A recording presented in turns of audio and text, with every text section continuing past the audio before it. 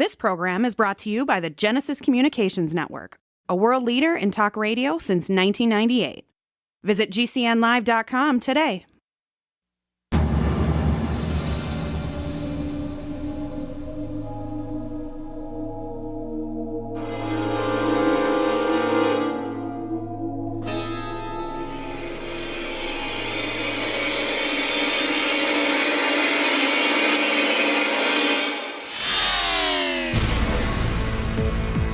You're in the Paracast, the gold standard of paranormal radio.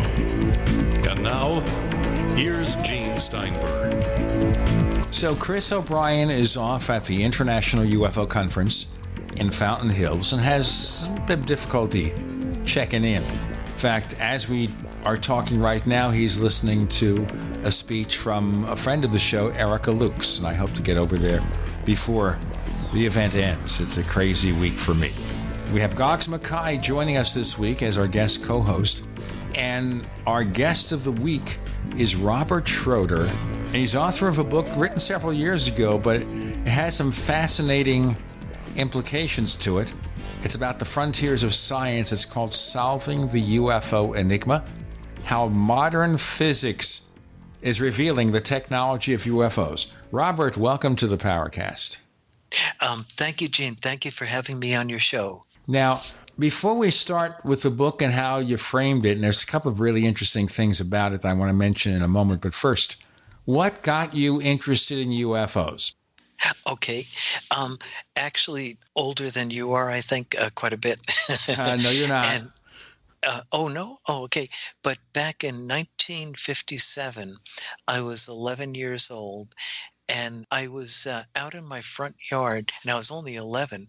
I lived in Teaneck, New Jersey, which is a couple miles west of New York City, of Manhattan. It was around 5 p.m. It was in November 1957. And like any kid, I'm kind of looking up at the sky, and I look up, and I see this incredible thing, a gold-colored metallic thing about 5 p.m., so the sun was still up at that time. It was moving on its long axis toward New York City, so we were west of New York, so it was heading east toward Manhattan. And I'm looking at this, and I had very good eyes. I didn't start wearing glasses and only for reading when I got older.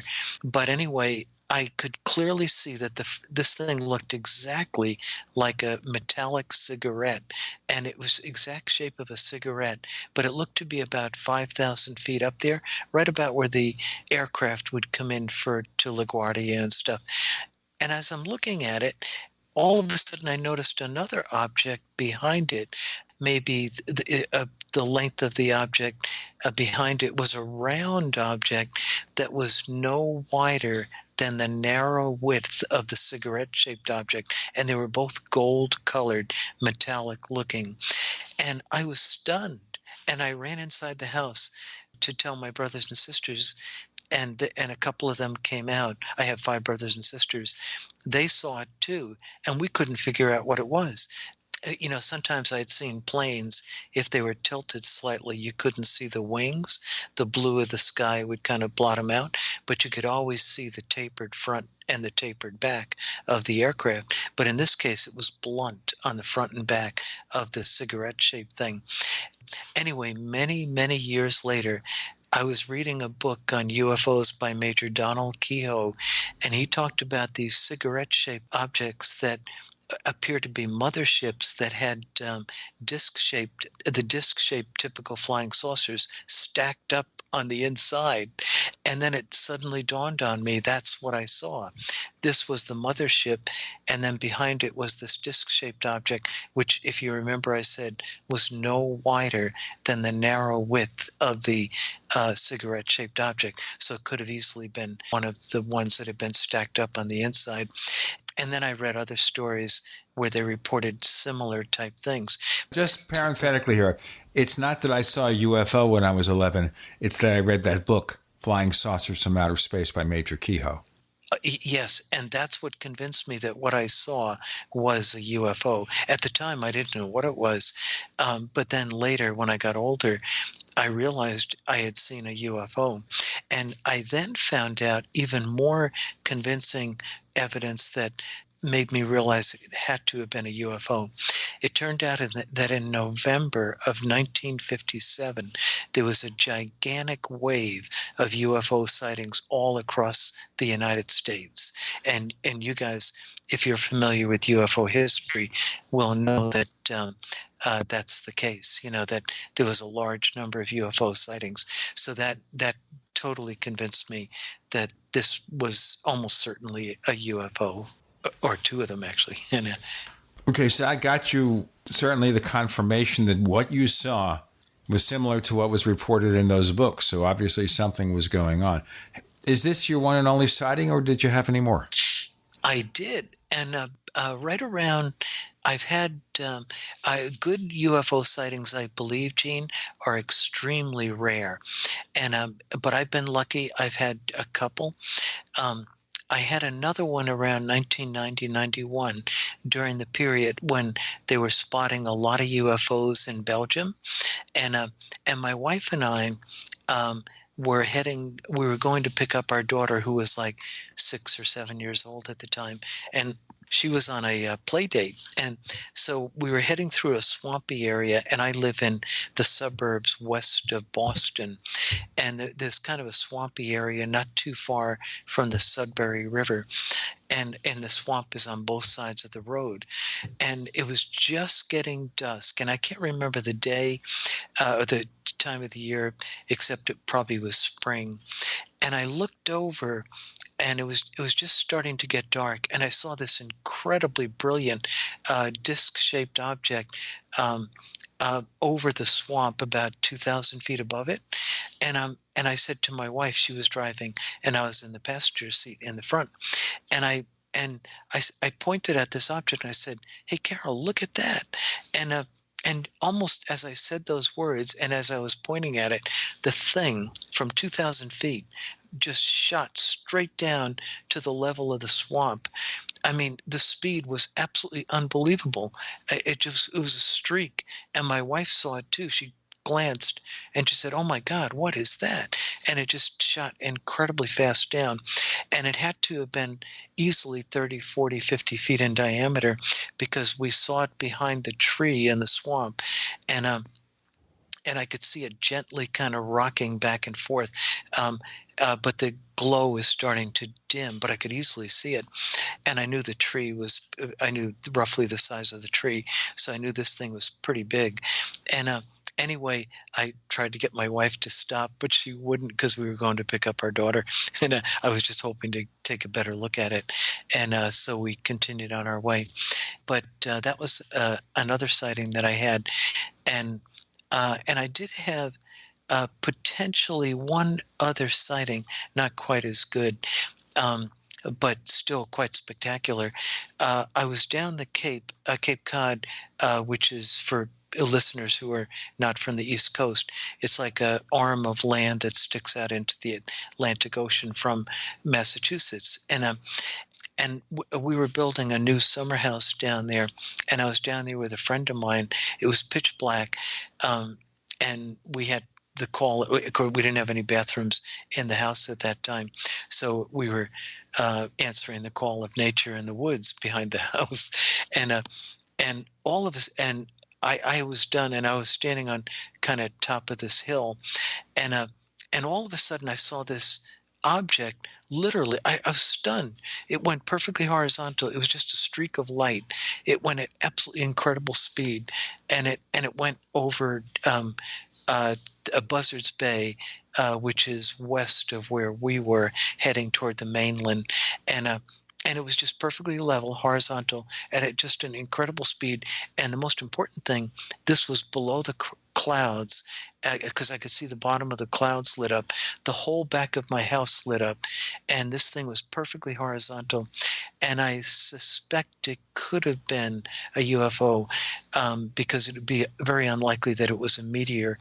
A meteor doesn't usually, you don't see a meteor.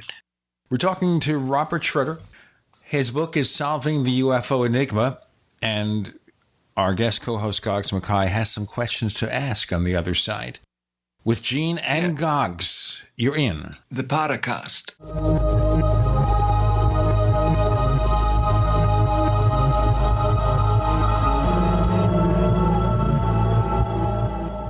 We also have swag. You know, we have all these exclusive Paracast things that you can buy. We've got 60 or so different items, and entails t-shirts, sleeves for notebook computers, iPad cases, mouse pads, the Paracast jumbo tote bag, all sorts of t-shirts and jackets and stuff like that for men and women. We have a Paracast aluminum water bottle. All this stuff, you go to store.theparacast.com, store.theparacast.com.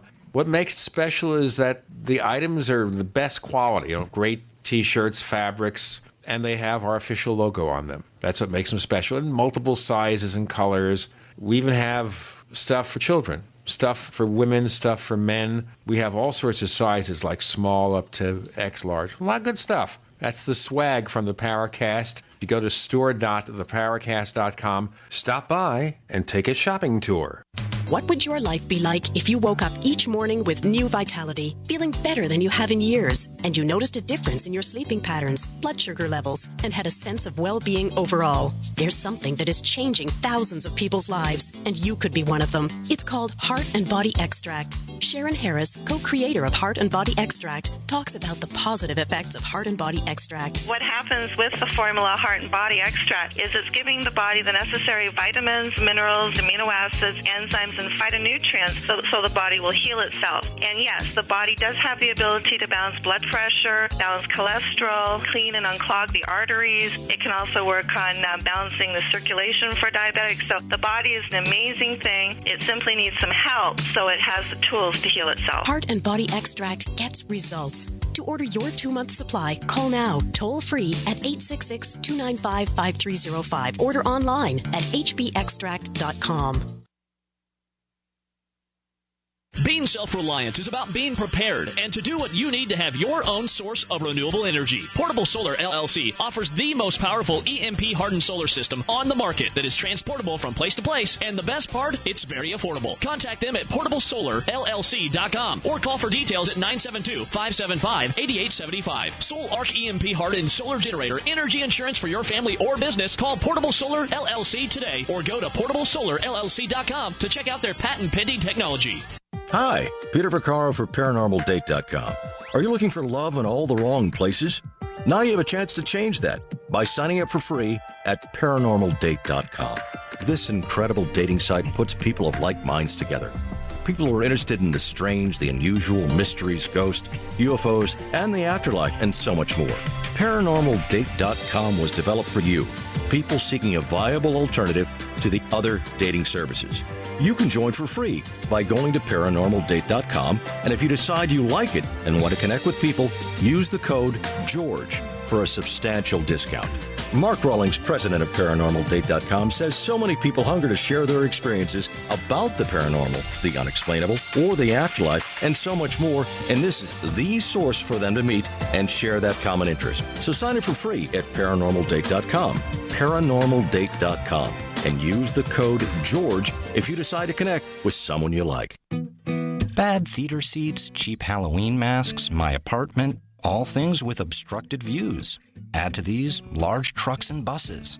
18-wheelers and large buses have big blind spots, and like my apartment, they don't always have the best view. Bus and truck drivers deal with blind spots around the entire vehicle. Always take care not to ride alongside or too close behind them. Our roads, our responsibility. Learn more at sharetheroadsafely.gov. We'd like to hear from you. If you have a comment or question about the Paracast, send it to news@theparacast.com.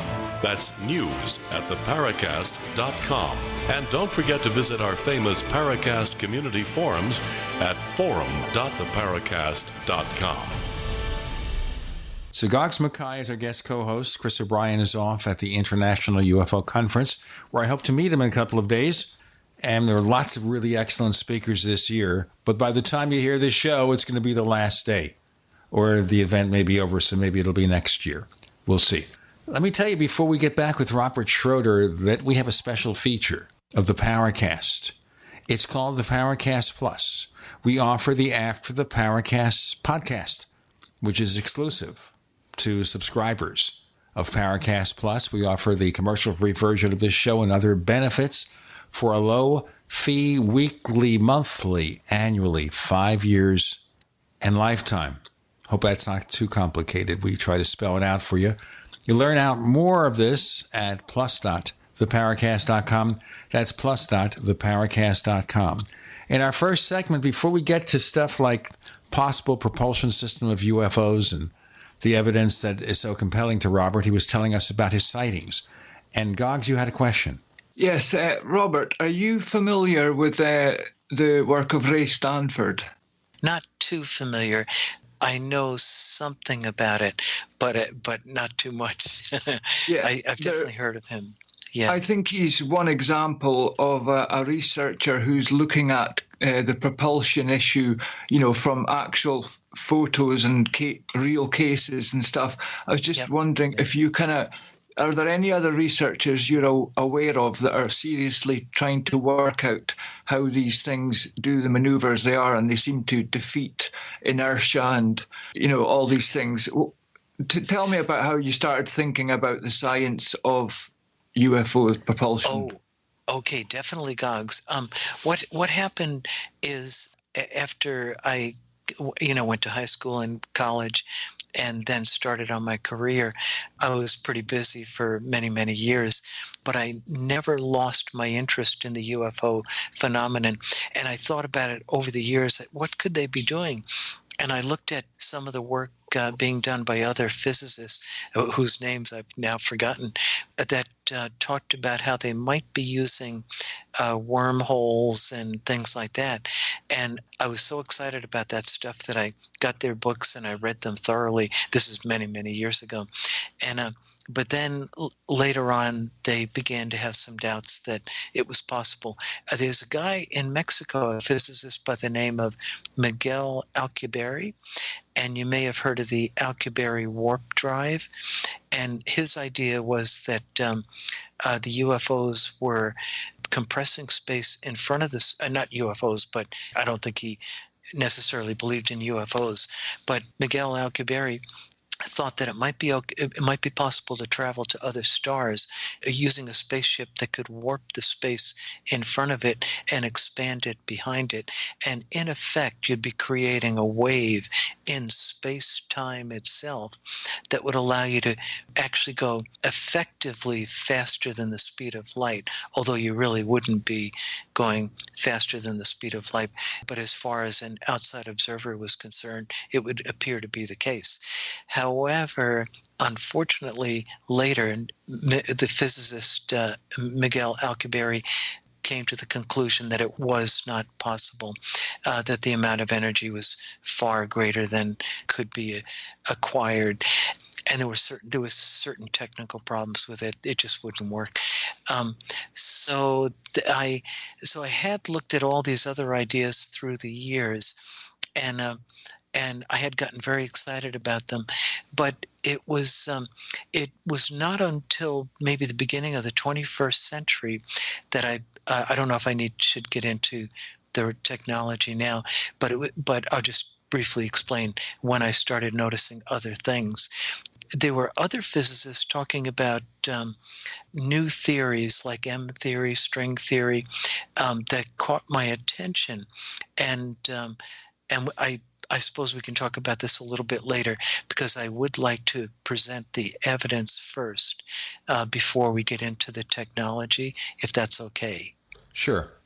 And remember also here, we're reaching a very diverse audience in terms of how much they know about science.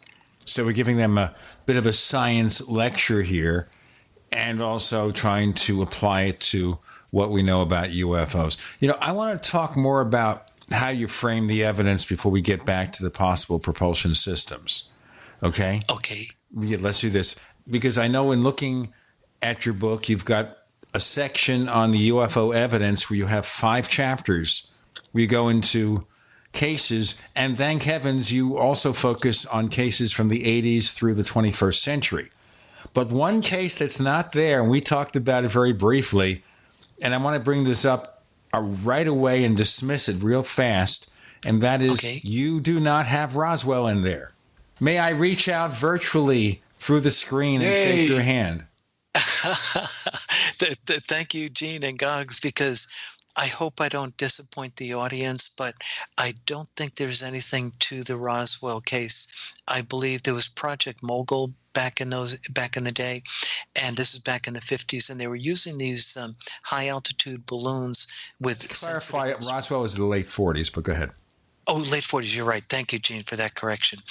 And they were attempting to spy on the Soviet Union, and I think Roswell is nothing more than an accident where one of those balloons, maybe developed a puncture or something, and the payload came crashing down, and so my guess is it's that. I know there's an awful lot of other stories surrounding Roswell about alien bodies and stuff like that, but my point of view is this, that it would be extremely unlikely that a extraterrestrial civilization that has got the advanced technology to get to planet Earth would not have backup.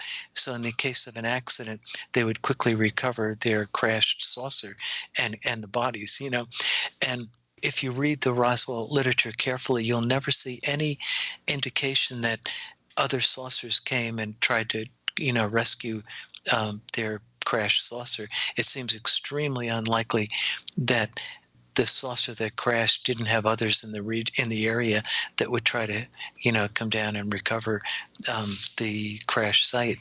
And so that's but I'm afraid humans have good imaginations, and then some people like to tell a good story, and that's okay.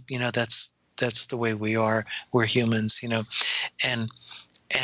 but then I think it sometimes gets a little bit out of hand, and then people start to kind of, imagine things that really didn't happen. But so I really do hate to disappoint people in the audience, but I don't think there's anything to Roswell. Cover that in a bit more, but I think a lot of our listeners in the Paracast have long ago given up Roswell as providing compelling evidence, and certainly the appearance of Kevin Randle, author of Roswell in the 21st Century, where a lot of that evidence is recanted, takes us in that direction. Robert Schroeder is here with more to come. With Gene and Goggs, you're in the Roswell Free Paracast.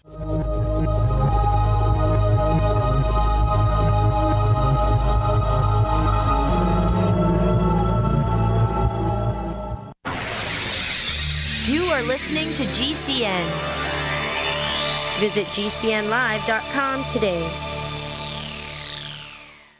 The answer to being in control of your own healthcare is freedom from insurance. Become part of a group of self-pay patients that come together to share in each other's medical expenses. Individual share amounts begin at $107 a month and $347 for families. Choose from 3 health-sharing programs. Holistic treatments may be eligible for sharing. See guidelines. Discount programs available for dental, vision, and pharmacy. Go to libertyoncall.org. That's libertyoncall.org. You may own a knife, but if it's not an indie hammered knife, it's not a knife. From the forge to the grinder to the sheath, each indie hammered knife is handcrafted using God-given talent. The result is the sharpest edge a knife can have and a true work of art. See a variety of knives and the complete knife kit at ihknives.com. Indie hammered knives, custom knives, made in America.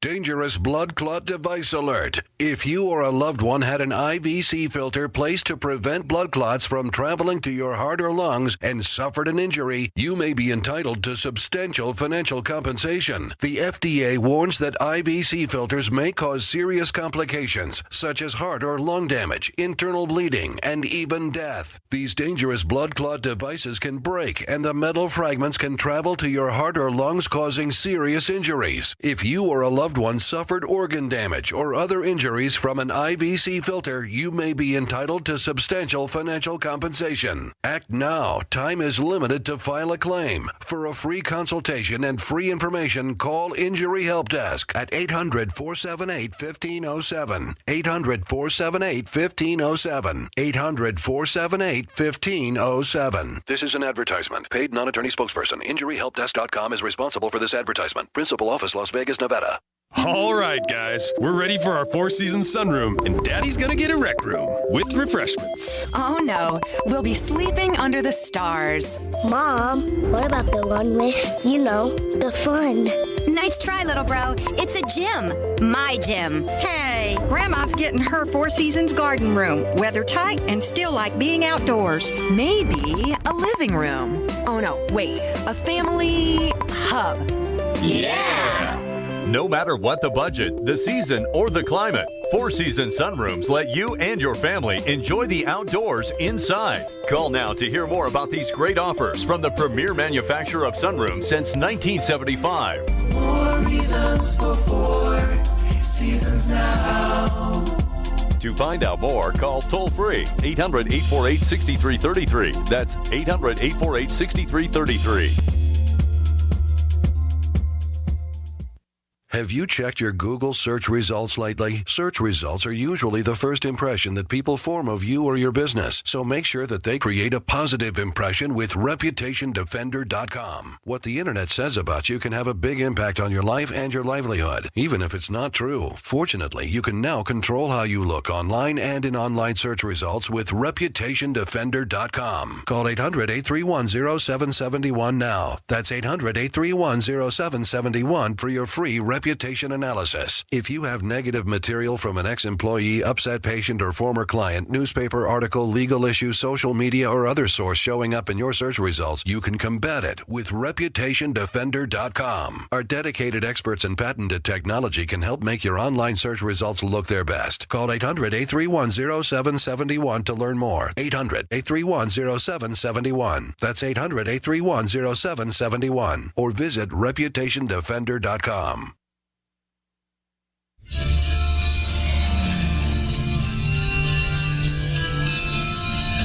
Hi, this is Bryce Abel. I'm the producer of Dark Skies, the co-author of AD After Disclosure, and you are listening to the Paracast, the gold standard of paranormal radio.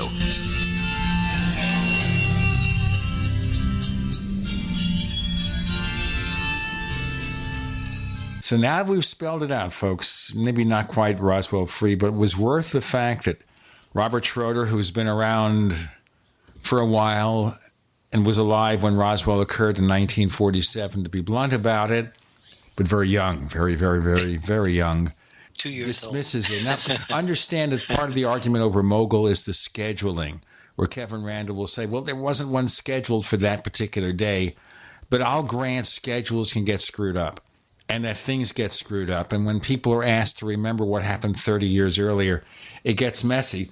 But isn't that true about any case when you're trying to look back and see what happened 30, 40, 50 years ago? Unless there's original source material, it's hard to get a good picture of it. But you cover a wide range of UFO cases, Robert, and I want to just quickly go over what you think are some of your favorites. You mentioned classic UFO cases. Now, we don't want to spend a whole show on this because we want to focus more on the science here. But can you give us a brief cross-section of classic cases and maybe some more recent cases that really you find compelling? Yes. Levelland, Texas, 1957, at the same time that I had my sighting.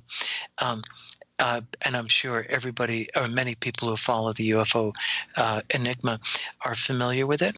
But they had, I think, 6 or 7 vehicles that were stopped by UFOs at different locations on a single evening near Levelland, Texas. And each of the sightings was very similar, where an incredibly large, bright object, probably 200 or 300 feet in length, came down on the road near these vehicles, and the vehicles' engines would stop. It was an actual physical effect. And and then only when the object lifted up and went away. And this is one of the strange things about UFO close encounters when around vehicles. The engines would start spontaneously on their own.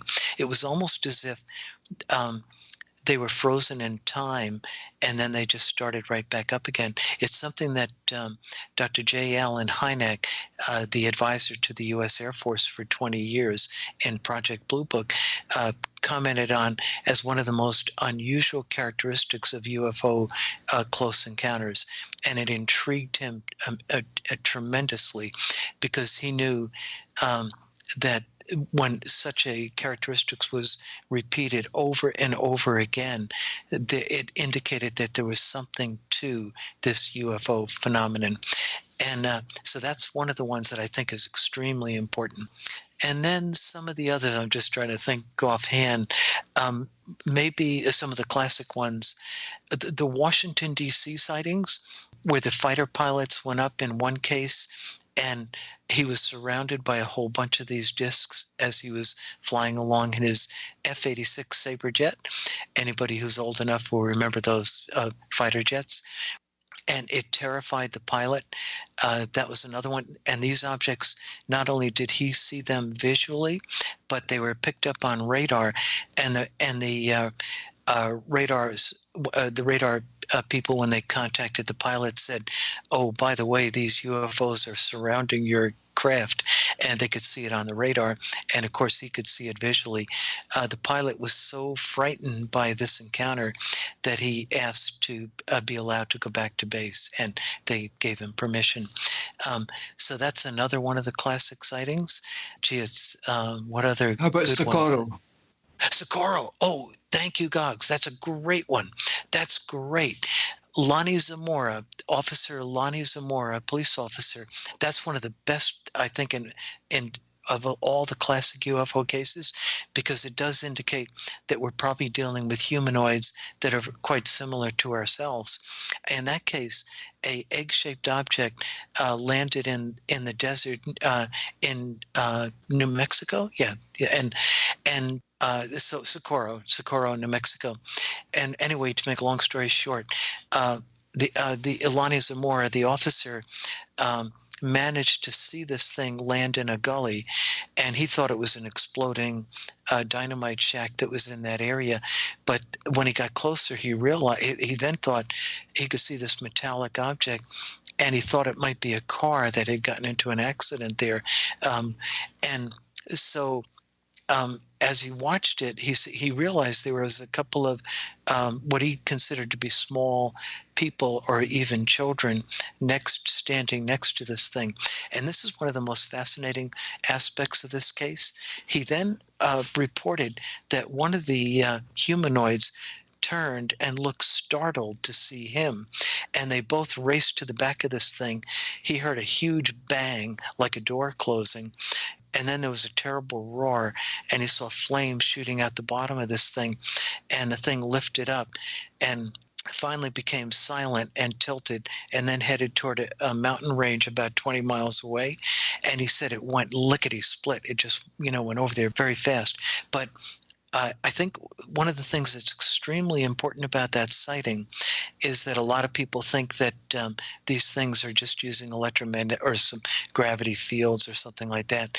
But everybody should notice one very important thing is that there was clearly an action-reaction engine, which is only needed when you have some kind of a mass and you need to move it. And so I don't think so I do think that engines are needed on these things, some form of thrust. And but I'll tell you more about that later. But that's another one of the really big, important UFO cases. One of the things that we've talked about here in the Paracast is there's a lot of emphasis on these classic cases. So we have, of course, Socorro and Leveland and Washington, D.C. and everything, but not so much on recent cases. So you do have a section 5 here in your book, more evidence from the 1980s into the 21st century. Looking at cases like in the 21st century, what do you think are the most compelling cases? Maybe we'll spend a little time on that before we figure out what might make UFOs tick. Okay. I hope I got the date right. I think it was 2007, O'Hare International Airport in Chicago. And this is one that was investigated by Leslie Kane. She used to be a Boston Globe reporter and very, very credible. She's been on the show, by the way, several times. She's a friend of mine. Go ahead. Oh, that's great. I'm glad to hear she's been on the show. And but anyway, Leslie...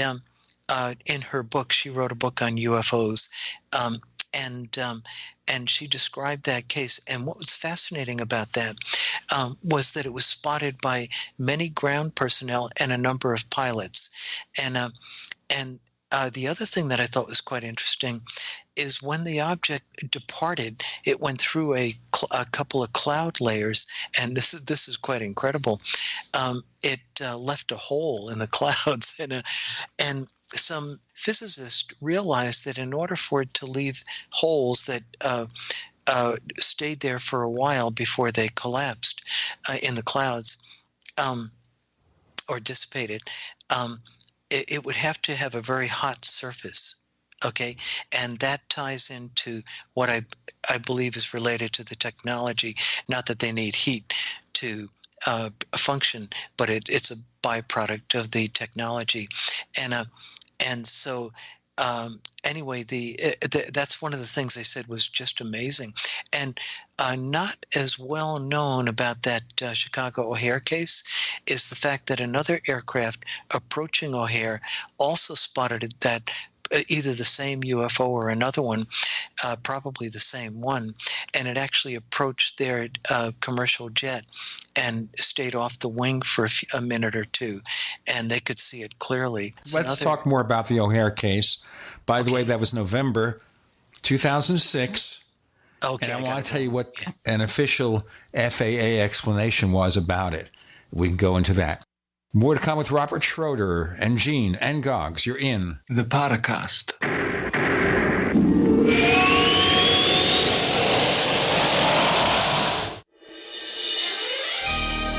Thank you for listening to GCN. Be sure to visit GCNlive.com today. Neighbors, I want to tell you about my favorite graphics app. It's the award-winning Graphic Converter. You know, Graphic Converter is the universal genius for photo editing on your Mac. Join over 1.5 million loyal users for this Swiss Army knife photo editing app. It gives you all you expect from a top-flight image editing app with tons of features, and most important, it's easy to use. It's also far less expensive than that other app that you can only get by subscription. You know the one I'm talking about. What's more, you can get 20% off with your order right now. So write this down to learn about Graphic Converter. Go to www.lemkesoft.de/Gene. Let me spell that. www.lemkesoft.de/Gene. This is Dan Pilla. Do you owe the IRS money you can't pay? Are tax debts crippling you? I've defended people from the IRS for over 30 years. I've helped thousands, and I can help you too. I wrote the book on IRS settlement, and I'm telling you, there's no such thing as a hopeless case. Call 800-34-NO-TAX to finally get free of IRS debt. With the IRS's new programs, there's never been a better time to solve your problem. Call 800-34-NO-TAX. That's 800-34-NO-TAX, or my website, danpilla.com. Paid non-attorney spokesperson Adam Pulaski of the Pulaski Law Firm with principal office in Houston, Texas is the attorney responsible for the content of this ad. This ad is not legal advice, and the choice of a lawyer should not be based solely upon advertisement. Services may not be available in all states. Attention Xarelto users. If you or a loved one took Xarelto and suffered a serious bleeding event, you may be entitled to financial compensation. Xarelto is a popular prescription blood thinner used to prevent blood clots and protect patients from strokes. These serious bleeding events have led to numerous cases of hospitalization and even death. Phone lines are open 24/7. Call 800-261-0937. That's 800-261-0937. Cancer categorizes over 100 diseases. Though we do not diagnose, treat, or cure cancer, GCN team is offering the Clemson University study where there was up to a 95% reduction in cancerous cells when exposed to a plant-derived mineral supplement. If you or a loved one are searching for answers to this horrifying disease, come to gcnteam.com or call 877-878-4203. We'll email you a copy for free. That's 877-878-4203. This is a life-changing message for anyone with sleep apnea who is on the go and tired of dragging around a big, bulky home CPAP device. Now there's finally a portable device that's as small as a soda can and weighs less than a pound. You can even add a battery that's as tiny as a deck of cards. It's the Transcend Mini CPAP, and if you're one of the first 100 callers, you can try Transcend risk-free for 10 days. So call now, 1-800-441-0405. Transcend is the world's first portable mini CPAP device. It gives you the freedom to sleep in total comfort anywhere you are. Our smallest and most advanced portable design ever, Transcend is so small and so light, you can fit it in your briefcase or purse to use anywhere you go. It's FAA compliant too, so you can even sleep comfortably while flying. To guarantee your 10-day in-home trial, you must be one of the first 100 callers to call minicpap.com now. 1-800-441-0405. Again, that's 1-800-441-0405. I'm Rick Osick, president of Famous Footwear.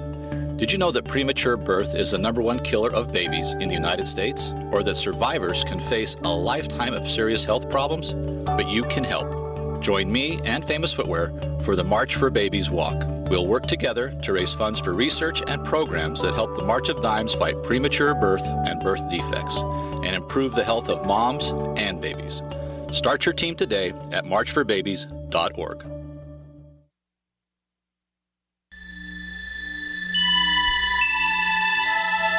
This is Jacques Vallée. You're listening to the Paracast, the gold standard of paranormal radio.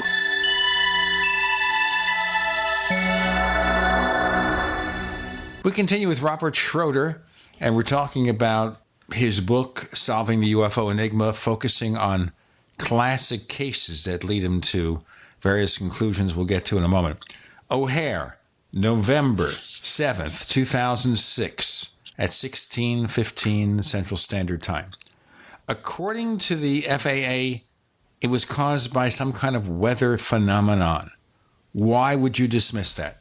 The reason I would definitely, dismiss that as a possibility is because they actually saw, there were multiple witnesses observing a metallic disc-shaped object hovering near the tower. It was in such a position that it wasn't visible from the tower, but there were too many credible witnesses of that object for it to be dismissed as a meteorological phenomenon, so the holes in the cloud was just part of the sighting, and so the meteorological explanation cannot explain the observation of the actual metallic object that was there, and so that's why I don't think that that's a explanation that makes sense. Isn't that what the skeptics do quite often? They ignore something.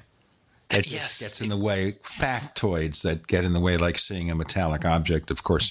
All right, so O'Hare was one case that was compelling, and we covered it on the Paracast back in those days. That happened, of course, during our first year of the show. What other cases in the 21st century do you find interesting? Another one, December 17, 2014, a Canadian pilot flying a corporate jet saw a cylinder-shaped UFO. This was near Calgary, Canada, and he was coming in for a landing, and the object was below him, and it was moving above a road. And as he watched it, it became partially transparent, and he could begin to see the road right through this object, and then it totally disappeared. And he was stunned, absolutely stunned. So that's a very important case because it relates to other cases that are very, very similar, including one back in 1974 of a cylinder-shaped UFO. Robert, can I quickly interject? Are you aware of a case that happened over the English Channel in about 2007? It was a small passenger plane, a fixed-wing propeller plane, and these mile kind of wide objects were seen by the pilot, the passengers for a prolonged period of time. They were also caught on the air traffic control radar, and another aircraft also saw the object. Have you ever heard of that? Absolutely. And although I can't remember the name of the pilot, but it was Boyer. Captain Ray Boyer. That's right, Ray Boyer, and it was a commercial aircraft, but a small one, a twin engine, I think, and it was heading toward the Orkney. Did you say Orkney? No, Alderney, one of the Channel Islands. Yeah. The Channel Islands, yes, and that was one of the ones that fascinated me. Because of the size of those craft, about a mile in diameter. There were two of them identical, and because that type of aircraft doesn't have a separation between the pilot's area and the passenger area, several of the passengers sitting toward the front were able to also see this thing, and they discussed. I saw it. A TV show on it or some kind of documentary on it. And I thought that was extremely interesting because the technology that these craft are using, I believe, would easily allow them to build them of immense size because they're not dealing with aerodynamic principles. They're dealing with technology that's beyond aerodynamics, and so I wasn't at all surprised by the size. There was another similar case up in Alaska, and now it was an American FAA guy who was investigated that, and Callahan. Are you guys familiar with that case? Is this the Japan Airlines yes. case? Yeah. Yes. Thank you, Goggs. Yep. And I should be more up, more up to date on all the sightings here. And the captain, it was Japan Airlines, and they saw this gigantic thing that they described as being about the size of an American aircraft carrier, which are about 2,000 feet long, and 2,000, maybe 1,000 feet long, and so this thing was monsters.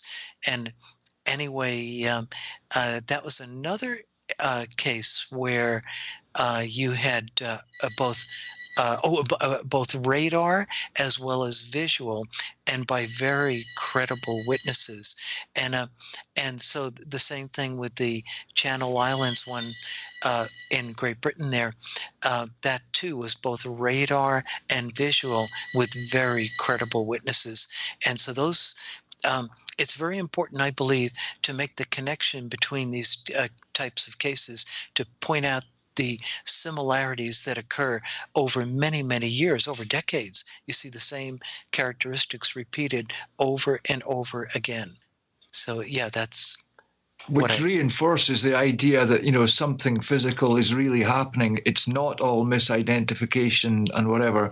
And you notice sometimes, the arch debunkers, you don't hear them kind of bringing up these more difficult to explain cases. And when they do try to explain them, their explanations are usually as ridiculous as what most people think UFOs are in the first place. Goggs, I agree with you. I notice what a lot of skeptics do, like Skeptical Inquirer. What they'll do is isolate a one case, and they won't connect it to other cases that are similar. And so then they'll say, well, there was a reflection off a cloud and a meteorite went overhead and somebody saw a reflection in a window. But they, by avoiding the similarities between many different cases that are separated both in space and time, they avoid looking at the data in a rational manner and a scientific manner. And so, yeah, that's what I think is happening. And that was one of the criticisms of Dr. J. Allen Hynek. He felt that the scientific community was not categorizing these things, that they really weren't assembling the data like they should. In any other field of science, they always look for similarities and trends and that kind of thing to try to understand a phenomena. But in the UFO field is the one area where they do not make that attempt. Yeah, because it works against them if they're intending to kind of debunk. So they'll avoid that. Can I ask you quickly, what did you think about the science explanation that Bob Lazar, whether this is all true or not, but that he had for their propulsion to do with gravity waves? That's another one I'm skeptical of. Now, wait, who's that guy? Stanton Friedman. You guys know Stanton Friedman? Oh, yeah. Okay. Yeah, I've known him for several decades, too. Oh, excellent. And now Stanton Friedman did a good job, I hate to use the word, but debunking Lazar. And I think that he was talking about element 237 or something like that. 115, yeah. Oh, is that what it was? I forget. Yeah. Stanton Friedman is a nuclear physicist, and he said the element is, of course, decays extremely quickly and would be not terribly useful as some kind of UFO thing, a UFO propulsion method. The other problem that I had with Bob Lazar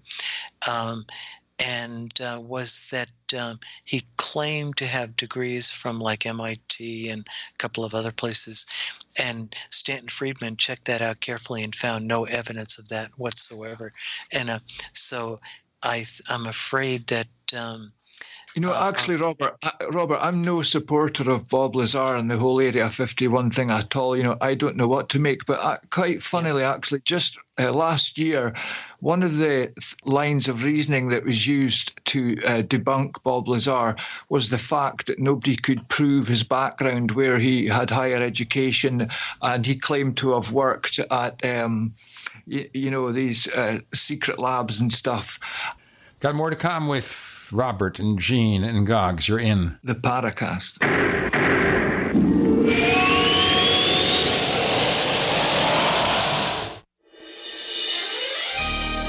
Thank you for listening to GCN. Be sure to visit GCNlive.com today. Attack of the Rockoids has been well received by critics and readers alike. It's a thrill-a-minute story you'll never forget. A former U.S. military intelligence officer is haunted by intense dreams about a beautiful woman pleading for his help after a terrible battle in outer space. But the dreams turn out to be true and thrust him into a telepathic love affair with a woman whose faraway planet is intent on destroying the Earth. And now the gripping tale continues in The Coming of the Protectors. It's the second book of the Rockoids trilogy, a galaxy-spanning adventure that pits our hapless heroes against powerful, fanatical enemies that threaten the lives of freedom-loving beings everywhere. Attack of the Rockoids and The Coming of the Protectors, classic science fiction at its best, available now. For more details, visit rockoids.com. That's ROCKOIDS.com. You may own a knife, but if it's not an indie hammered knife, it's not a knife. From the forge to the grinder to the sheath, each indie hammered knife is handcrafted using God-given talent. The result is the sharpest edge a knife can have and a true work of art. See a variety of knives and the complete knife kit at ihknives.com. Indie hammered knives, custom knives, made in America. Now's the time to refresh your home and save at Lumber Liquidators' Spring Flooring Kickoff Sale. Our stores are packed with the latest spring trends like modern, waterproof wood look flooring. It's up to 34% off, or choose from more than 200 styles of pre-finished hardwood from $149. Get deals on over 55 varieties of bamboo from $159, more from 59 cents, and special financing. The Spring Flooring Kickoff Sale ends Tuesday. Visit lumberliquidators.com to find a store near you today.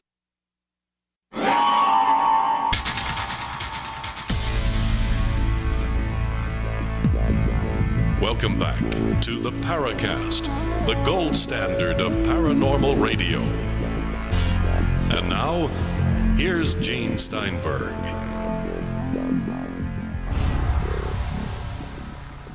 So the subject on the table is Bob Lazar and his claims. We've got Goggs Mackay and Robert Schroeder and Gene Steinberg. Goggs? Yeah, so of the people who have kind of tried to find out about the truth of Bob Lazar, like Stanton Friedman, they couldn't verify that when he claimed he'd worked at Los Alamos, obviously a place where you'd need to have good qualifications and go through vetting and stuff to work. It turns out that just last year, after all this time, 25 years, whatever, a credentialed scientist who still does lots of government work and often works at Los Alamos still currently, he actually came out publicly, like on Open Minds, Alejandro Rojas's show, actually saying that he remembers Bob Lazar because he was actually a popular figure there because he was into rocket cars and things like that. But he said, no, he absolutely did work there. He wasn't a janitor or whatever. He was a physicist, and we all knew it.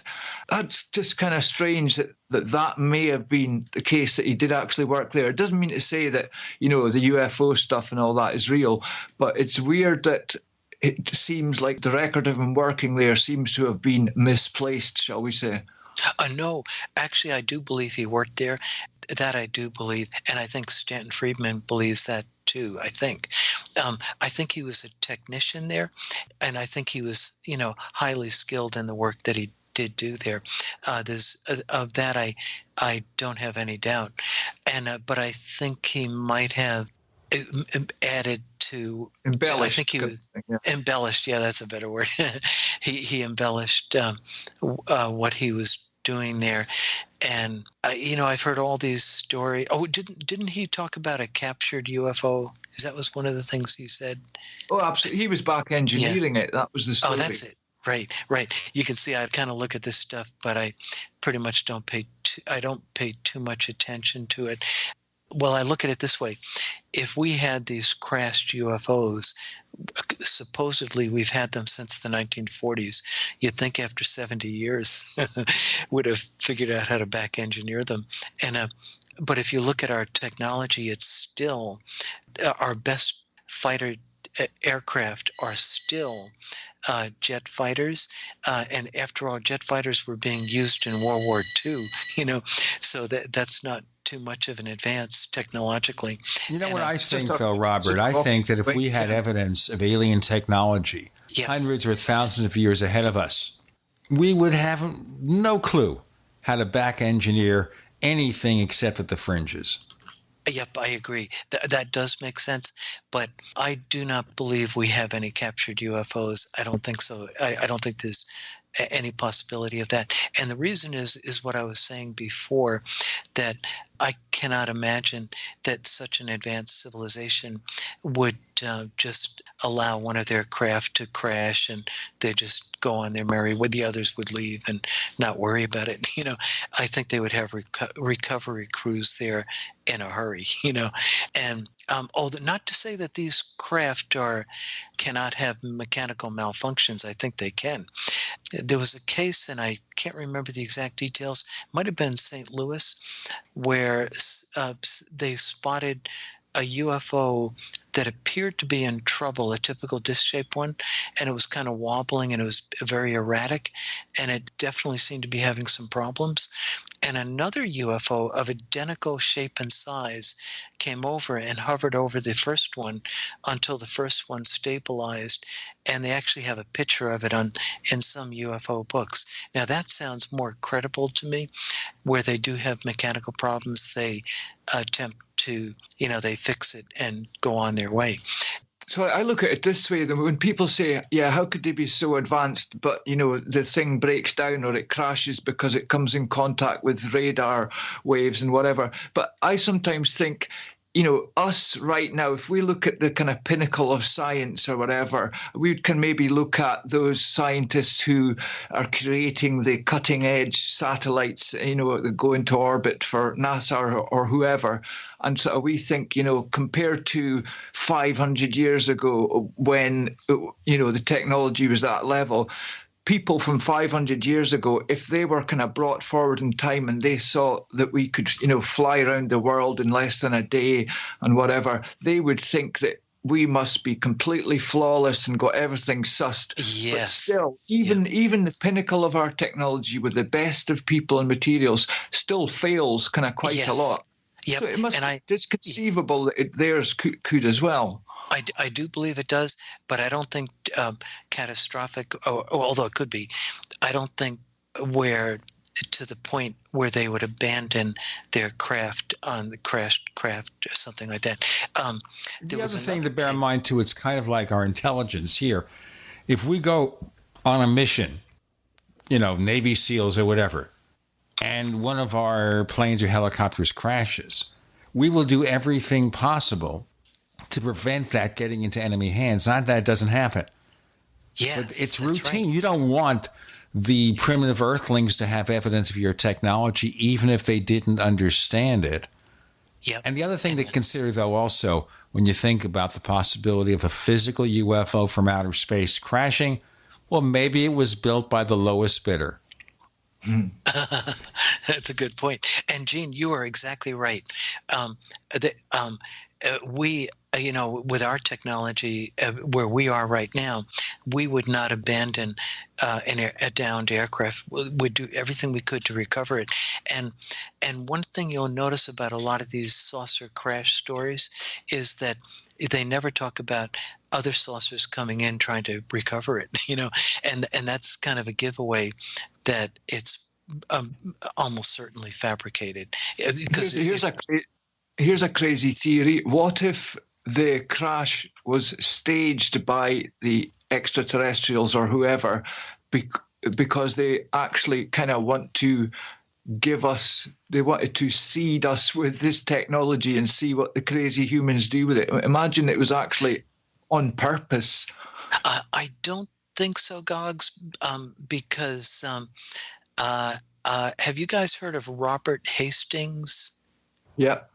Good. He wrote a book on UFOs and nukes, and it does appear that UFOs have a particular interest in our in our nuclear technology, and to the point where they have actually shut down nuclear missile silos. And I actually met Robert Salas, who was at one of these nuclear bases out in the Midwest somewhere, and I was fascinated to hear. Now, he didn't actually see it, but his men who were above ground, he was down in the control room underground, and their description of the UFO and how it came over shut down the missile. And in another case, Robert Hastings talks about a UFO actually reprogramming the targeting information that the missile had, and doing things like that. And I think, I know you guys, after I talk to you about the technology as I get more into it, I think we may be closer to understanding UFO technology than people realize. We may be within a decade or even sooner, probably a decade or 2 decades. And I think my guess is there probably is some kind of federation of advanced civilizations, and I believe they want to prevent a developing civilization like ours. Once we have the ability to travel to other star systems, they don't want us to be bringing nuclear weapons to other Federation planets or even non-Federation planets. Sounds like the day the Earth stood still. We got more to come with Robert Schroeder. And Goggs Mackay is our guest co-host. I'm Gene Steinberg. You're in the Paracast.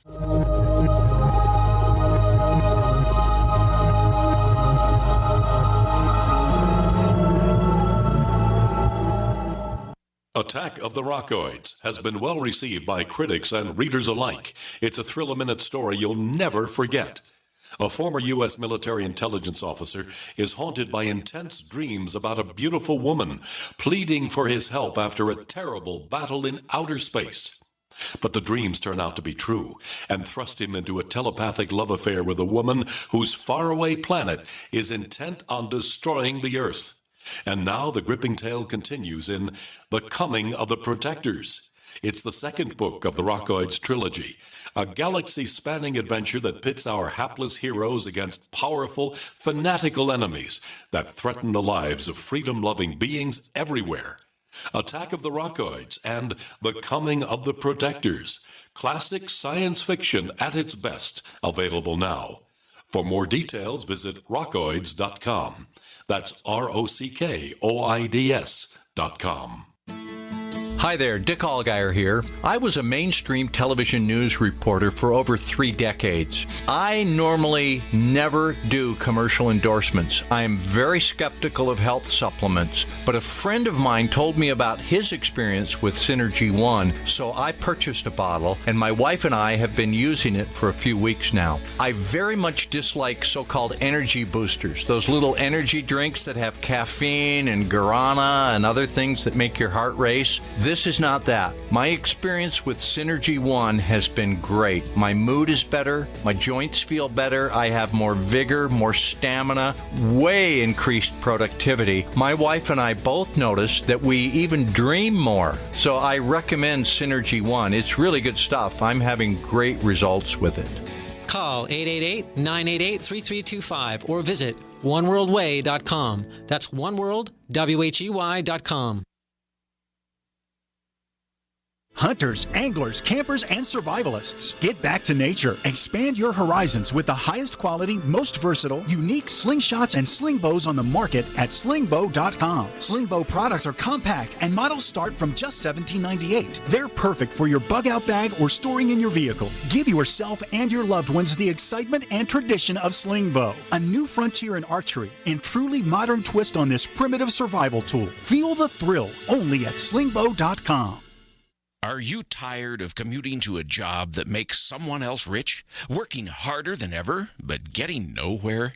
Do you hate spending hundreds of dollars every week on daycare, having someone else raise your children? With our opportunities, you can start earning money as soon as next week. You get to be the boss, work from home, and live a happier life. At Be the Boss Network, you'll find hundreds of work-from-home opportunities that you can literally start today and be earning money as soon as next week. Go to freedom106.com and start earning money as soon as next week. You get to be the boss. Get out of the rat race. Work from home. Go to freedom106.com right now and change your life today. That's freedom106.com. Go to freedom106.com and start earning money as soon as next week. You be the boss. Go to freedom106.com. Hi, this is Ted Anderson. I'm here to tell you about GCNtelecare.com, a team of board-certified doctors assisting you 24 hours a day, 7 days a week, 365 days a year. Within 15 minutes of registration, care your family can afford. Revolutionizing the healthcare industry, virtual consulting providing diagnosis of non-emergency medical issues by phone or secure video on computer or smart mobile devices. GCNtelecare.com, virtual care anywhere. We'd like to hear from you. If you have a comment or question about the Paracast, send it to news@theparacast.com. That's news@theparacast.com. And don't forget to visit our famous Paracast community forums at forum.theparacast.com. So Chris O'Brien's at the International UFO Congress in Fountain Hills this weekend. I'll be joining him somewhere along the line. We also want to tell you something else that involves joining. It involves you joining the Paracast Plus at plus.theparacast.com. That's plus.theparacast.com for information about our subscription service, the best way for you to support this show. It's a low subscription rate. You get the After the Paracast podcast. You get the commercial-free version of this show and more. Plus.theparacast.com. Our guest, Robert Schroeder, and the book is Solving the UFO Enigma. And now for pretty much the rest of the show, we're going to look at possible UFO technology. But you mentioned one thing here, Robert, about a federation of intelligent planets, and this gives me the Star Trek image. But I also thought of Day the Earth Stood Still, where we were basically warned about our evil practices by the alien Klaatu. And then he said, if you don't get your act together, we'll take care of it for you, and you're not going to be here. So do you think that if ET is part of a federation, if they're concerned about our use of nuclear weapons, our warlike behavior, do you think they wouldn't take matters into their own hands if we try to make too much progress going into outer space? I think maybe a slightly different angle. I believe that all developing civilizations undoubtedly have a history of conflict on their planets, and it's just the nature of any kind of beings that are in competition with one another for various reasons, and a lot of people would disagree with me on this, but I believe as time goes on, developing civilizations become more and more civilized. And you can see it literally on planet Earth here. The last major world wars were back in the mid-20th century. But with the development of nuclear weapons, it becomes way too dangerous to have these wars between major nuclear powers. Way too dangerous. And that's undoubtedly part of the reason we haven't had any really bad worldwide wars. So although nuclear weapons are very, very dangerous, they also have a benefit. They do keep these terrible wars from occurring that have occurred throughout human history, probably peaking in the mid-20th century. But I also believe that civilizations become more and more civilized, and I'll give you an example of this. It used to be that most of the planet, way back in the, 1,000 years ago, was basically pretty poor. People had to, scrape out a living from farming and stuff like that. But as time has gone on, scientific and technological advances have made life easier and easier for more and more people. You look at India today, their technology is advancing by leaps and bounds.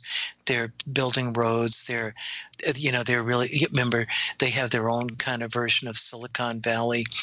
We do an awful lot of, Gene, you may be familiar with this. They do an awful lot of the software for Western computer companies and stuff. And when I worked at Hewlett-Packard, I used to deal with the people in India. So as technology spreads around the planet, now think about communist China. Up until the 70s, they were dirt poor. They were doing terrible. But as Nixon opened up trade with them, and it was kind of a détente, I guess you could call it, they began, as they realized communism simply wasn't working, they began adopting Western market systems, and they began looking at, and that helped them get technology moving along. And look at them today. It's amazing. You go to Home Depot and half the stuff is made in China, And Europe, of course, has been advanced for quite a while. In Africa, people may have heard of the country of Botswana. Botswana decided to not go the way of many other African countries which had wanted to have, Marxist-type governments. Instead, they went toward free markets and toward allowing foreign investment. Sure enough, their economy took off, and they're doing terrific. And some of the South American countries ditto. And so I think prosperity is spreading around the planet. And as people become more prosperous, I think there'll be less conflict because people will have what they need. They won't have to invade their neighbor to get it, And so I think this is replicated across the universe. Other developing civilizations go through exactly the same process. Let me ask you something here. We're really viewing intelligent life in the universe in terms of the human experience. Yep. Okay, why assume that? Why assume we could even understand alien motivations, alien consciousness, the form in which aliens would take? Why? Also, consider the fact that maybe now if they're thousands of years ahead of us or hundreds of thousands of years, we may not even recognize them as real beings. And maybe what we see in terms of UFOs is just an illusion or an impression based on the fact that we can't actually understand who and what they are. Socorro, New Mexico, the two humanoids that were there, one of them reacted exactly as a human would react, startled. And that's a strong suggestion that they are humanoid like we are. Another one was down in New Zealand. Can't remember the date. Might have been 1958. I think it was 1958. It was in New Zealand. A farmer's wife was, I think it was early morning, it was still dark, and she saw a UFO coming from way up, straight down, and it had a bright green light. It lit up the paddy. That's the term they use for a field. And she dropped her milk bucket. She was going out to milk the cows. And she jumped into some bushes, and this typical disc-shaped UFO came down, and it was typical in the sense that it had a cupola on the top, a clear dome on the top, and then she noticed around the rim there were flames shooting in opposite directions, located evenly spaced, like jets. But one set of jets was rotating in one direction, the other in the opposite direction. Stabilization for certain, and the light went on in the dome, and she could see two humanoids. One of them stood up and put his hands on what appeared to be the instrument panel. She couldn't see that because it was below the rim, but she could clearly see he was leaning forward as if looking down on the ground. Then he sat down again, and they were sitting tandem seated, one in front of the other. And then the light went back out, and the thing took off. But again, let me ask you something, Robert, because we're talking about physical craft again. You don't think something like that was staged for our benefit? Maybe that's not even what happened? No. I think the reason I believe that her sighting was real is because it occurred at the same time that, what was that place? I'm trying to think of the name. There was another sighting, Botswana, something like that, New Guinea. It was in New Guinea, and it was literally within a week of that sighting, Goggs might know about this one. It's a missionary. We'll have more of this in a moment with Robert Schroeder and Gene and Goggs. You're in the Paracast.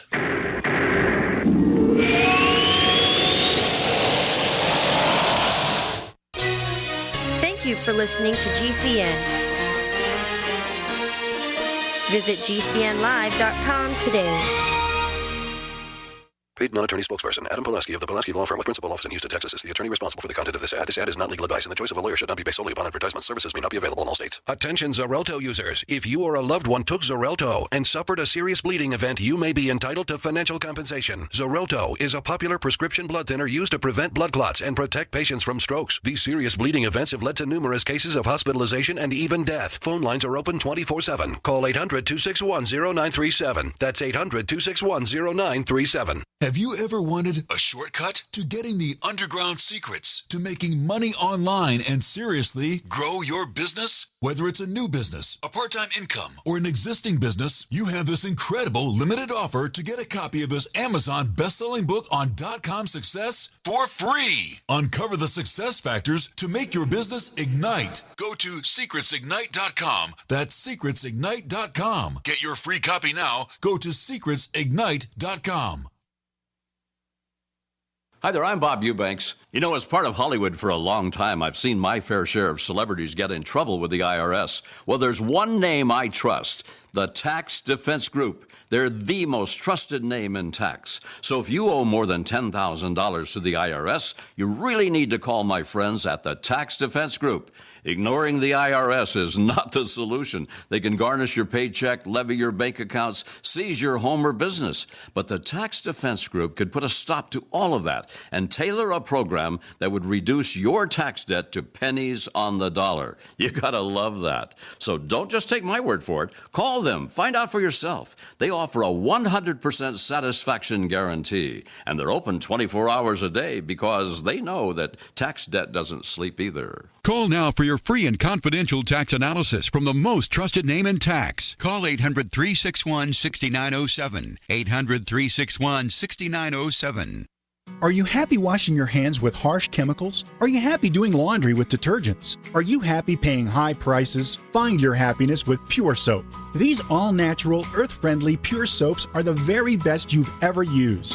Buy in bulk. Get a 12, 36, or 48-month supply, or get items individually and still save big. You're getting soap products twice as good as what you're using now, earth-friendly and natural soaps. Your family deserves the best. Happiness is 5starsoap.com. Why not put your money up the drain for a change? See them at 5starsoap.com or call 1-800-340-7091 for a catalog. Cal Ben Soap Company can save you thousands of dollars and give you good old-fashioned real soaps that are triple concentrated. Soaps made from vegetable and coconut oils. See their full selection of soaps at 5starsoap.com. That's F-I-V-E starsoap.com. Or call 1-800-340-7091 for a catalog.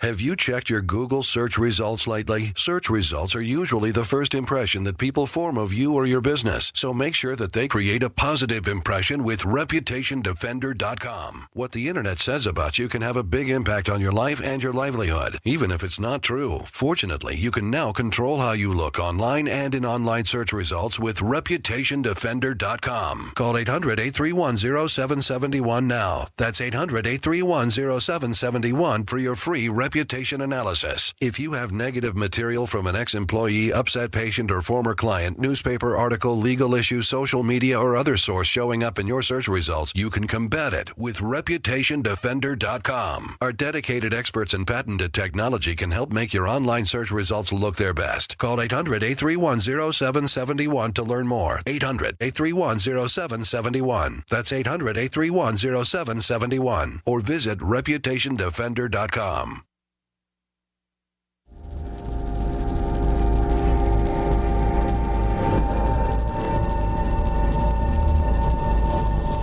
This is Robert Hastings, author of UFOs and Nukes, and you're listening to the Paracast, the gold standard of paranormal radio.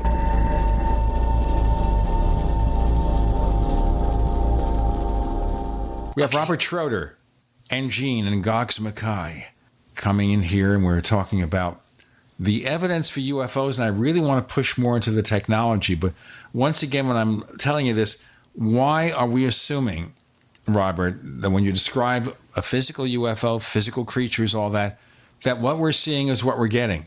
Well, when we get into the technology, you'll get a better idea of I want to do that starting in this segment, okay? Okay, yep, good. So in the Papua New Guinea sighting, it was a missionary that Goggs had mentioned there. And that was a very fascinating one because, again, they saw these humanoid creatures and they reacted very much like we would react. At the mission, at first, they were just astounded and they were just watching this thing. It was probably no more than 300 feet away from them, about the length of a football field and maybe a couple hundred feet in the air. But they could clearly see these humanoid creatures walking around on the top surface of the UFO. And then they spotted two more UFOs that were floating in the background. And they appeared to be working on the top. They appeared to be doing something. But at one point, one of these humanoids came over, and it appeared to be like a railing or a rim at the top. And he put his elbows on the rim, exactly as a human would put it on the railing of a ship or something. And he was looking down at the people below who were a bit of a distance away, but not that far. And so somebody got the idea to wave.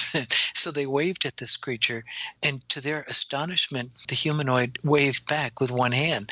So at that point, the minister, I'm not sure, the missionary, I guess you call him missionary, he thought, what if I wave both arms above my head and see what happens then? So he did. He waved both arms above his head, and the creature exactly imitated that move, waved both arms, indicating there was a real communication there. He understood. Monkey see, monkey do kind of thing. Exactly. And it was kind of like to indicate, yes, I understand what you're doing. You're trying to make sure this is real. It is. But then after a while, the humanoid went back to the others. But eventually, all four of the humanoids came to the railing and were waving at the people below. And then finally, they got back inside their craft and the thing took off. The reason I'm mentioning these humanoids is because we are seeing humanoids in the more credible cases over and over again. So I do believe they are really flesh and blood. And when we get into the technology, Gene and Goggs, I think you'll see why we may actually be on the threshold of doing the same thing, going to other planets. Robert, I've got a question to kind of start bringing the technology aspect in. Just a point to make as well. I'm wondering what you think current science's understanding of what actually gravity is. How is it generated? We might be able to measure it and things like that, but nobody's got an actual idea how it's kind of created and how that all really works. But what I was going to bring up is, do you think it would be the same technology that is used to do the great distances, the light years to travel? Do you think that is the exact same propulsion technology that is used to fly in our atmosphere, or do you think there may be two totally different propulsion technologies going on? Actually, when I get into the technology, you'll see it's actually different, but it's shared. There's certain aspects of it that are that I think are definitely shared. Oh, as far as gravity, Einstein in his field equations was able to explain gravity in the sense that it's due to the warping or curvature of space-time itself. But the thing that we don't know about gravity is the quantum aspect of gravity. That is the existence of the graviton, the particle that would carry the gravity force, although virtually all physicists believe it does exist, but we've never seen it. The other three fundamental forces we've detected and studied the particles that carry those the other three fundamental forces. But I'm kind of getting into the technology here a little ahead of myself here. I really want to get into the technology now because of the fact that we have only another 5.5 segments left, and this is going to be a fun thing to focus on because it's not something we've covered much of on the Paracast, and that is how we lead to this. And when you talk about warping space and everything as a possible way for them to travel through space, you're bringing to mind Star Trek, warp drive, and the fact that our scientists are trying to replicate some of the scientific achievements envisioned in that TV show. Of course, we have clamshells, smartphones, cell phones, that kind of thing, and tablets. They've talked about trying to have a matter transportation system, a transporter that they're working on, and warp drive. So you're telling us about the sightings that indicate how UFOs are traveling, but how do we transfer that? And understand we're not scientists here. How do we transfer that to technology that people in the 21st century can actually harness and use? Because right now in our space program, we're just putting people on top of firecrackers, basically. Yes. But that's the same technology we were using back decades ago. How do we get to the next level? What's going on? Okay, that's the key. The key is what's going on in modern physics. And to give you a quick background, and everybody will be able to understand this, what happened is many people have probably heard of the unified field theory, okay? Yeah. Now it's known as the theory of everything. And basically, I'll just go through this real quick. It's not absolutely essential to understand each minute detail as just the overall picture that's important.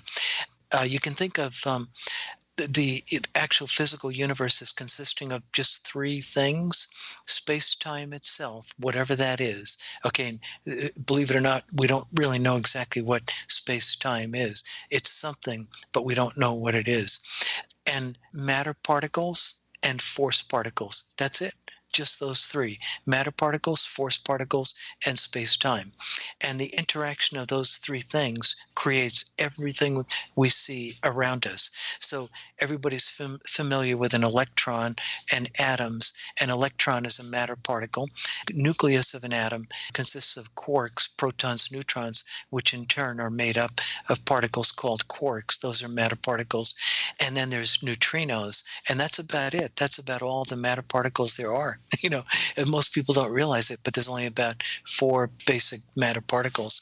Ditto for force particles that carry the forces of nature. So the electromagnetic force is carried by photons, and most people are familiar with that. But the strong nuclear force, which holds the nucleus together, is carried by particles called gluons, force particles.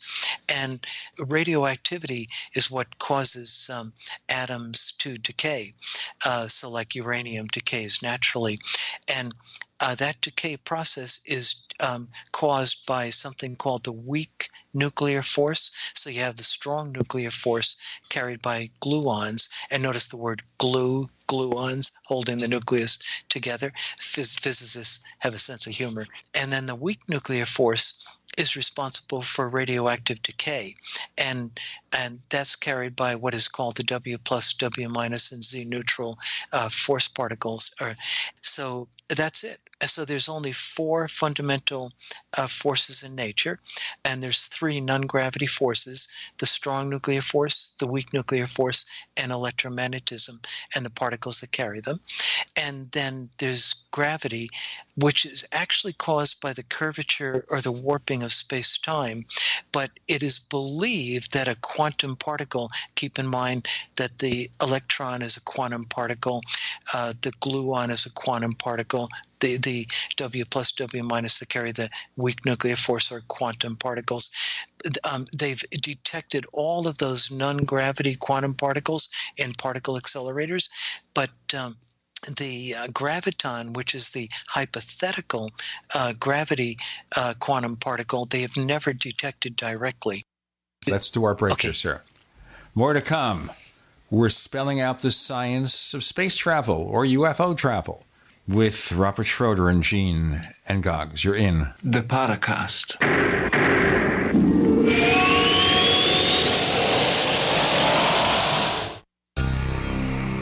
Thank you for listening to GCN. Visit GCNlive.com today. Neighbors, I want to tell you about my favorite graphics app. It's the award-winning Graphic Converter. You know, Graphic Converter is the universal genius for photo editing on your Mac. Join over 1.5 million loyal users for this Swiss Army knife photo editing app. It gives you all you expect from a top-flight image editing app with tons of features, and most important, it's easy to use. It's also far less expensive than that other app that you can only get by subscription. You know the one I'm talking about. What's more, you can get 20% off with your order right now. So write this down to learn about Graphic Converter. Go to www.lemkesoft.de/Gene. Let me spell that. www.lemkesoft.de/Gene. Water is the single most important thing your body needs, so you want to be sure it's the best for you and your family. Since 2005, thousands have depended on Berkey purified water. The Berkey Guy provides the lowest priced filtration systems in every size. For incredibly delicious water now and in an emergency, get to GoBerkey.com or call 877-886-3653. 877-886-3653. GoBerkey.com. By now you know that wireless technology like cell phones do in fact pose dangers to the health and privacy of everyone. Block-It Pocket's wide range of products are unmatched in providing the protection you deserve. No scare tactics, just common sense. BlockItPocket.com offers quality American-made options to alleviate and eliminate these invisible dangers. Learn more at BlockItPocket.com or call 888-315-9618. BlockItPocket.com, enhancing health and privacy. Now's the time to refresh your home and save at Lumber Liquidators Spring Flooring Kickoff Sale. Our stores are packed with the latest spring trends like modern waterproof wood look flooring. It's up to 34% off, or choose from more than 200 styles of pre-finished hardwood from $149. Get deals on over 55 varieties of bamboo from $159, more from 59 cents, and special financing. The Spring Flooring Kickoff Sale ends Tuesday. Visit lumberliquidators.com to find a store near you today. Honey, what is that in your CPAP mask? Oh, that's just my mold collection. Oh, gross.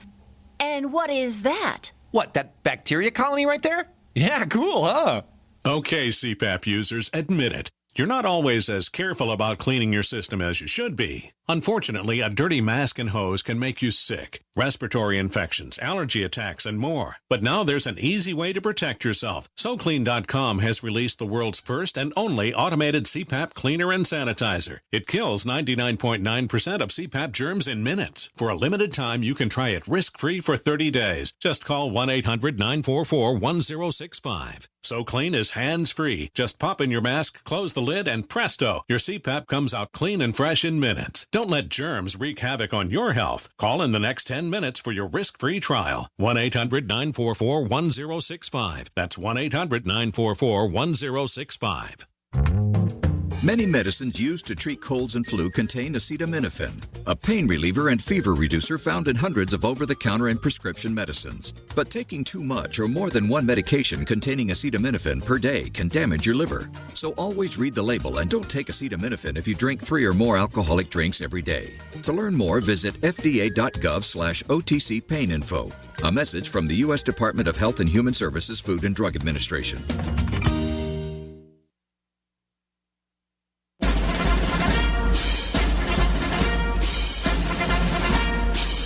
Hi, it's Grant Cameron from presidentialufo.com. You're listening to the Paracast, the gold standard of paranormal radio.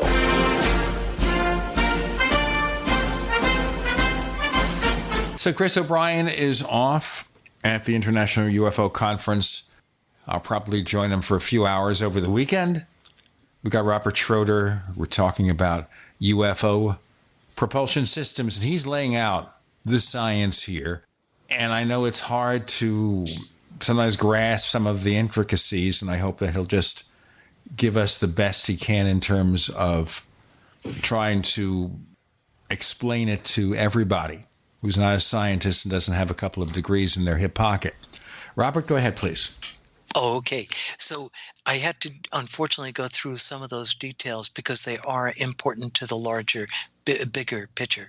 But the big thing, if you want to know what physicists are doing, one of the biggest things that they're doing is the theory of everything. They're trying to theoretically and or experimentally reunite the 4 fundamental forces of nature. That is electromagnetism, the weak nuclear force, the strong nuclear force, and gravity. And they've been working on this for literally decades, for close to a century. And now the reason they're trying to do this is they believe that 14 billion years ago, at the time of the Big Bang, when the universe was created, they believe the 4 fundamental forces of nature. Oh, and let me just one little aside here. Physicists are, to a certain extent, more interested in the forces of nature than they are in the matter particles of nature. And the reason is the forces make things happen, like the electromagnetic force in a lightning bolt. And everybody knows that's a big thing. You know, the forces of nature make things happen, so they're very, very important. And anyway, scientists believe that way back 14 billion years ago, the 4 fundamental forces of nature were united in a single super force. But then at the time of the Big Bang, they began to break into the forces that we see today. And the first 2 forces that broke out were the gravity would have been the first force that broke out. And then what would have happened, then there was another force called the GOOT force, the Grand Unified Theory force. So at the time of the Big Bang, so the first two forces to break out were gravity and the GOOT force. And the GOOT force is just an acronym, and it stands for the combination of the strong nuclear force and something called the electroweak force. But then the electroweak force broke out into electromagnetism and the weak force. So what scientists have actually been able to reunite the electromagnetic force and the weak nuclear force into what I just mentioned there, the electroweak force. We've actually seen that electroweak force in particle accelerators. Particle accelerators, for the audience here, are giant machines where they crash subatomic particles like electrons, protons, and stuff together at close to the speed of light. And they hope to create new particle interactions and create new particles that they've never seen before. And they were actually able to create this electroweak force in particle accelerators. They are now working on trying to combine the electroweak force with the strong force, which combine into what is known as the GOOT force, G-U-T, the Grand Unified Theory force.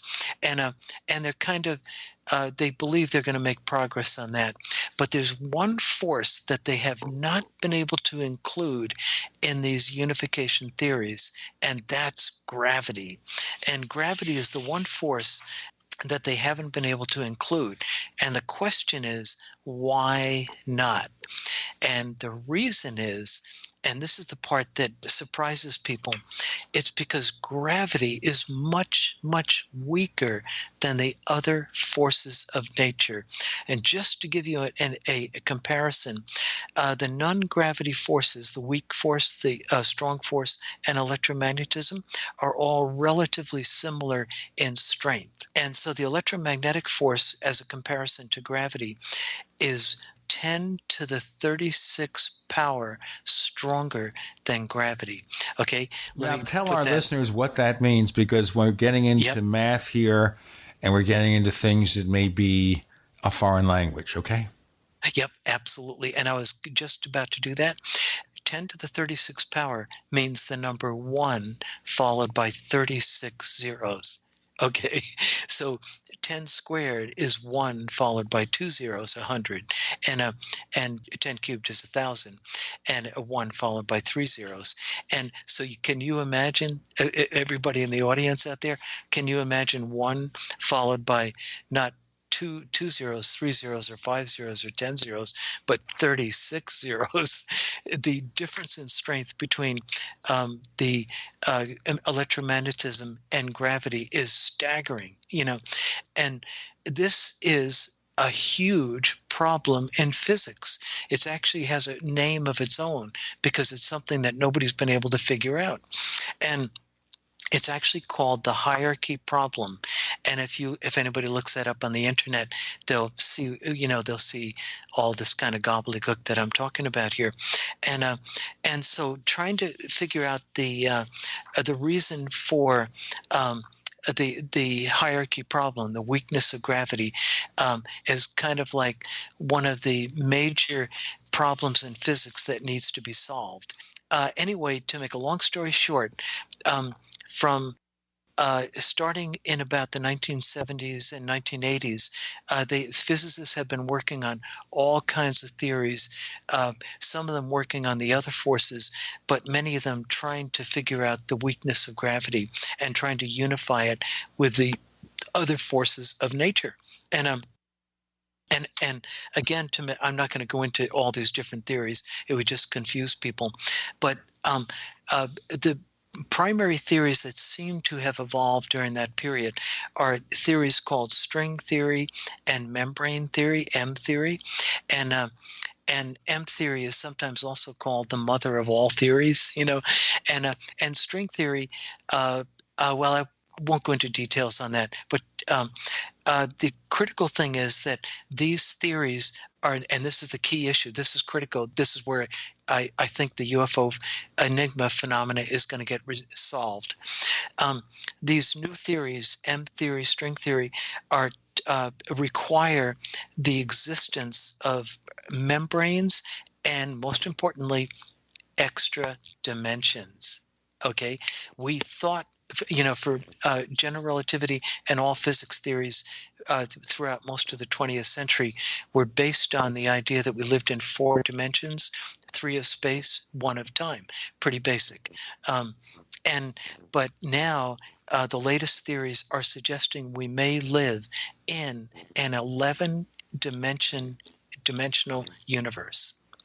And so, and that's where I think we're going to solve the UFO phenomenon, these extra dimensions.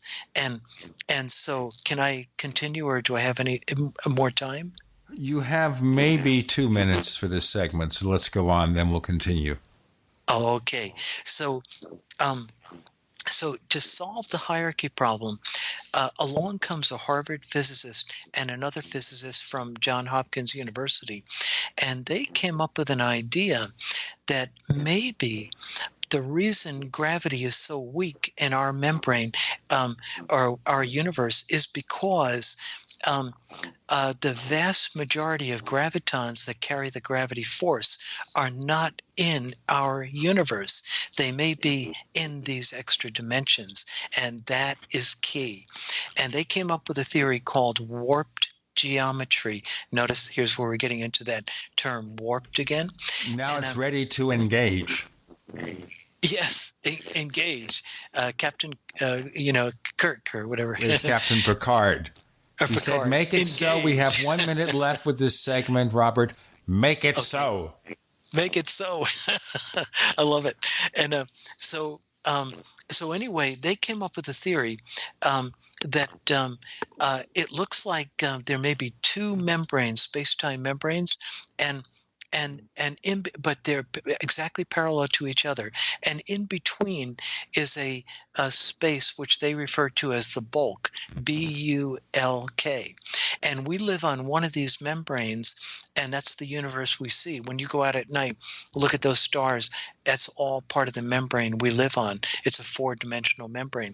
But there's another one exactly parallel, and that's called the Planck membrane, named after Max Planck, the German physicist who was considered the father of quantum theory, quantum mechanics. And I don't think I have much time left here. But anyway. This is exactly when we'll break. Okay. As we finish the class with Robert Schroeder in our next segment with Gene and Goggs Mackay, you're in the Paracast.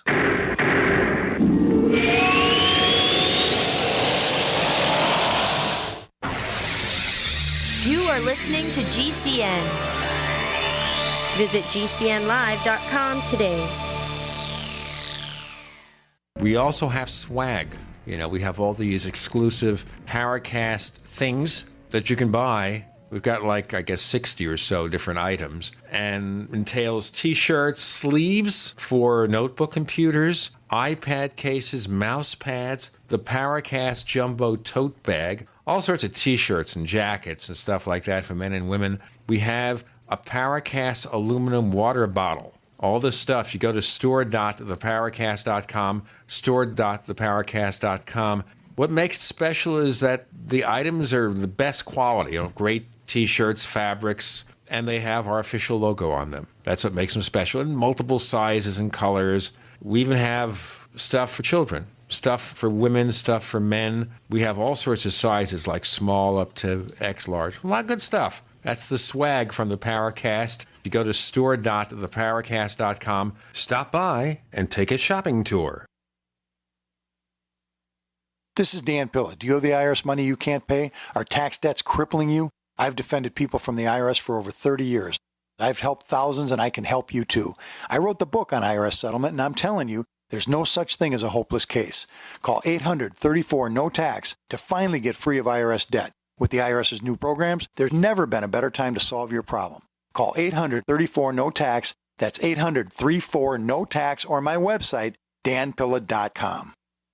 You may own a knife, but if it's not an indie hammered knife, it's not a knife. From the forge to the grinder to the sheath, each indie hammered knife is handcrafted using God-given talent.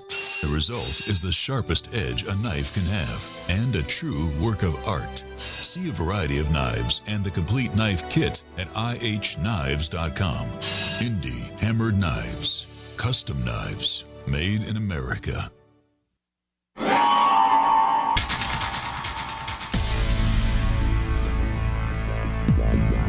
Welcome back to the Paracast, the gold standard of paranormal radio. And now, here's Gene Steinberg.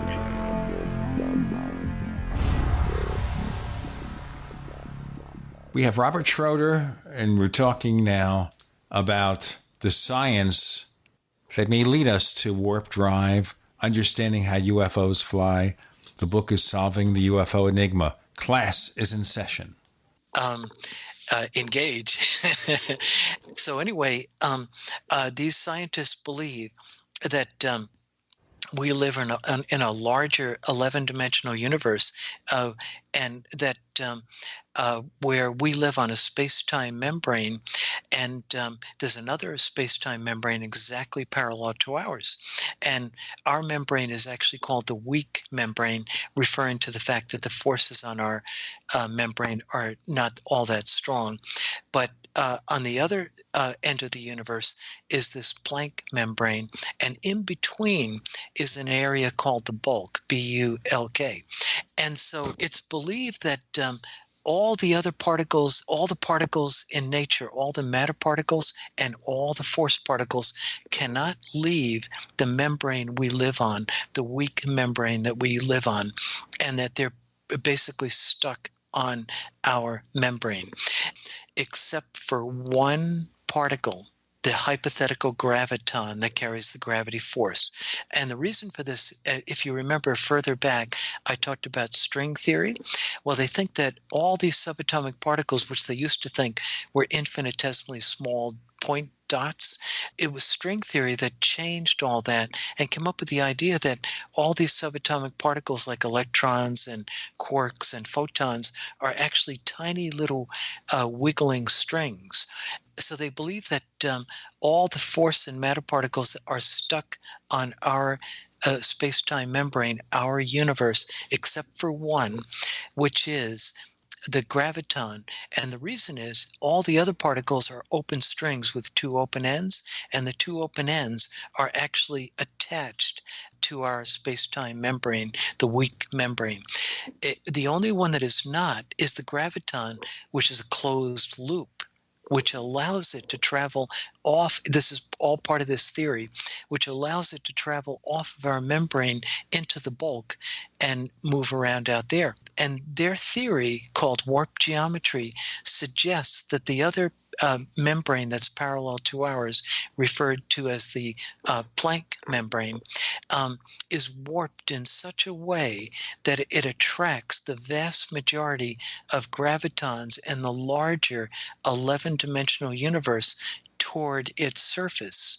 And what that means is that 99.99999% of all the gravitons in the larger universe are not on our space-time membrane, and that would explain the hierarchy problem, why gravity is so weak in our universe. There's just not enough membranes to carry the gravity force.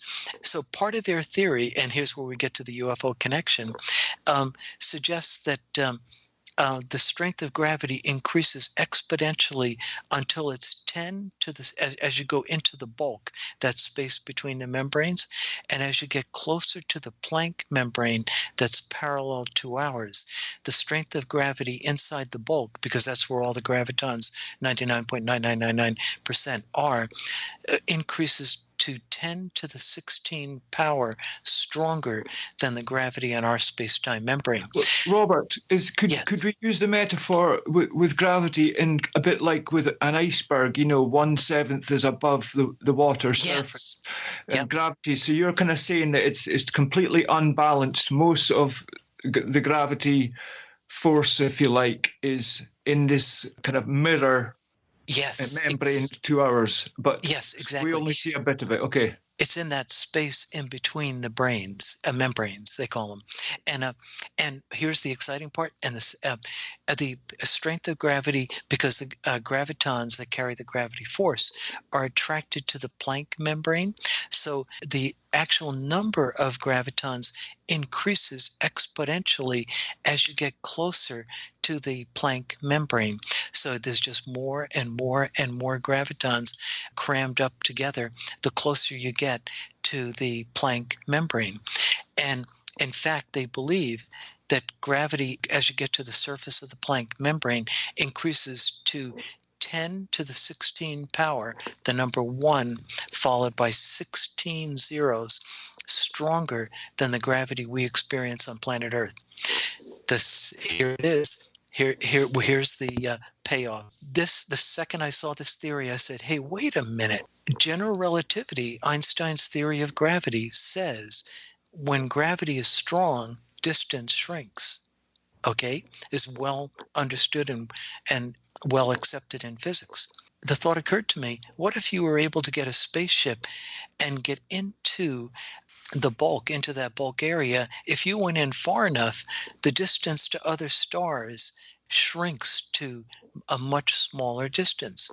And to give you an example, if you went into the point where gravity is only 1/10,000th in the bulk, 1/10,000th of its maximum strength of 10 to the 16 stronger than the gravity on planet Earth, the distance to Alpha Centauri, which is 25 trillion miles from planet Earth, okay, or 4.3 light years, it would take tens of thousands of years to get there by rocket ship, that the distance, instead of being 25 trillion miles, if you went into where gravity is only 1/10,000th of its maximum strength in that bulk between the membranes, the distance shrinks from 25 trillion miles down to 25 miles.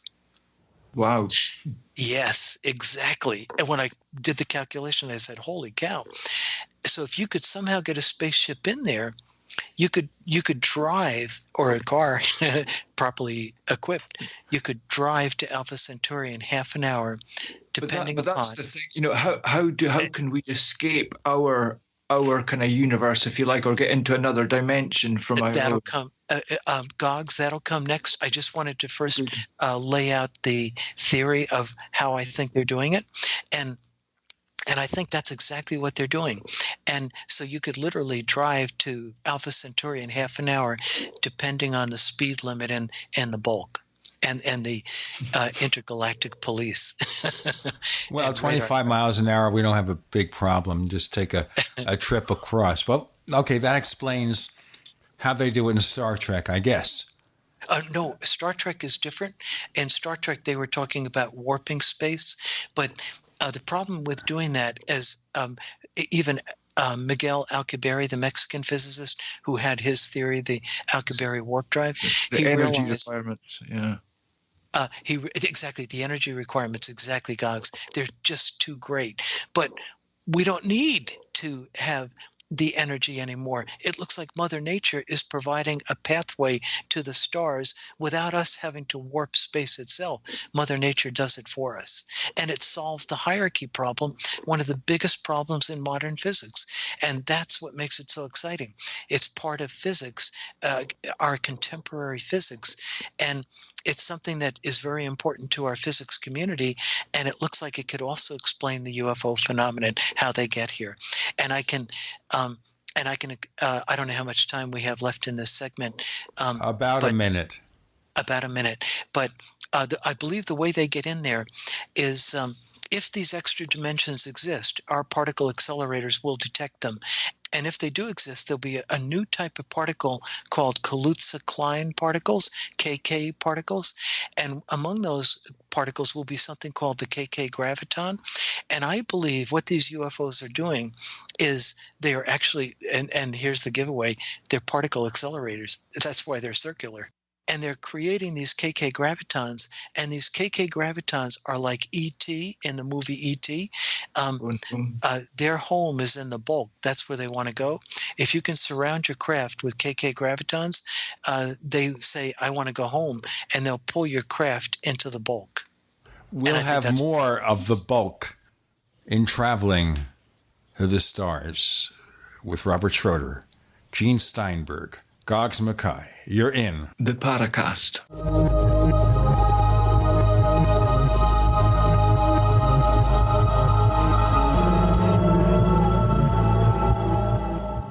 Neighbors, I want to tell you about my favorite graphics app. It's the award-winning Graphic Converter. You know, Graphic Converter is the universal genius for photo editing on your Mac. Join over 1.5 million loyal users for this Swiss Army knife photo editing app.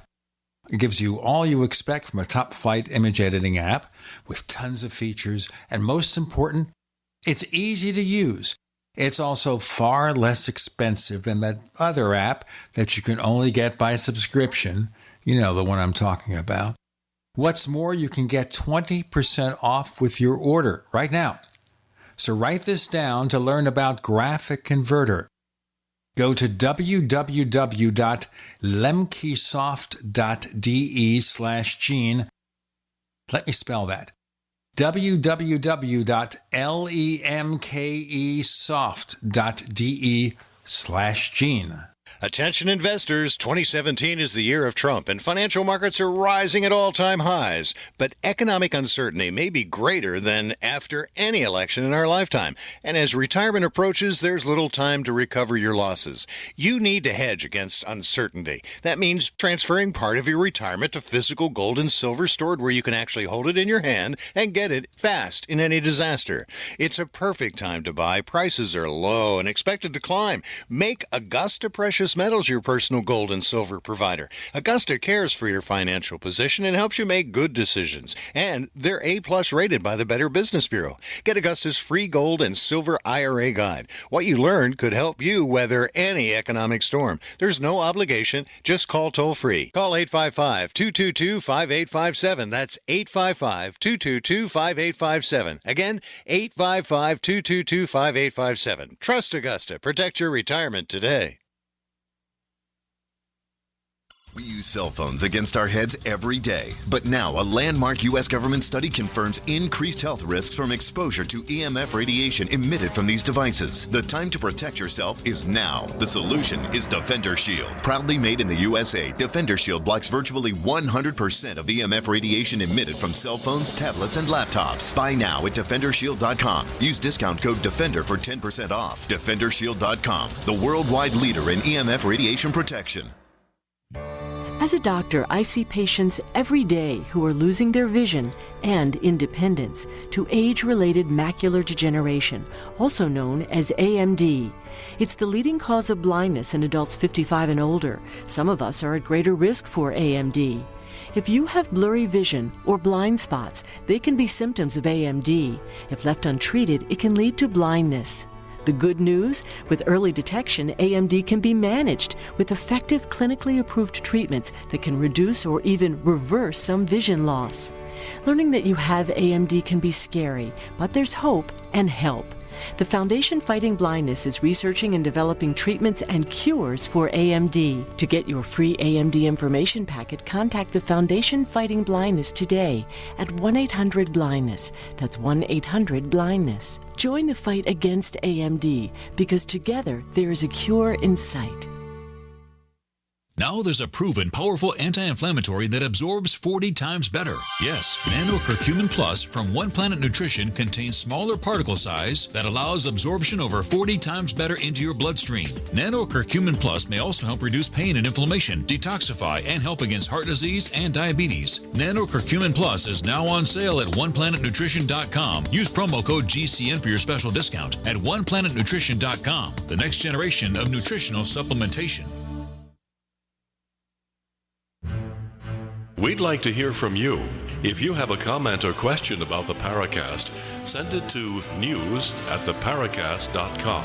That's news@theparacast.com. And don't forget to visit our famous Paracast community forums at forum.theparacast.com.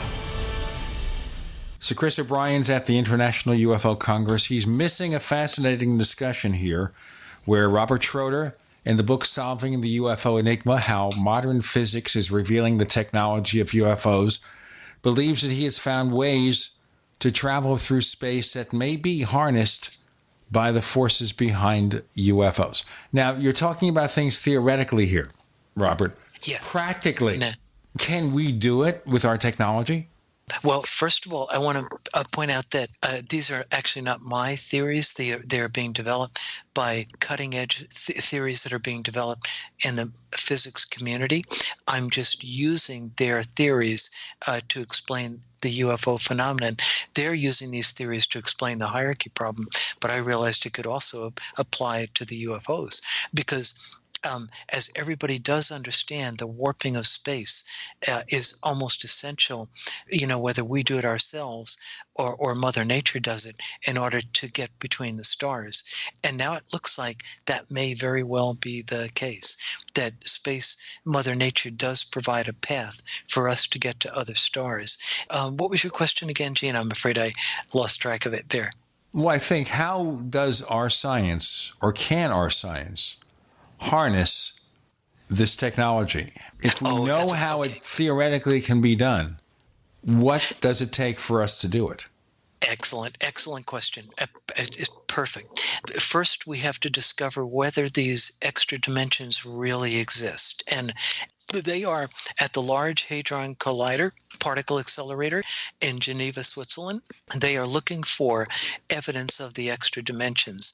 And they just increased the power of the Large Hadron Collider from 7 trillion electron volts up to 14 trillion electron volts. They doubled it.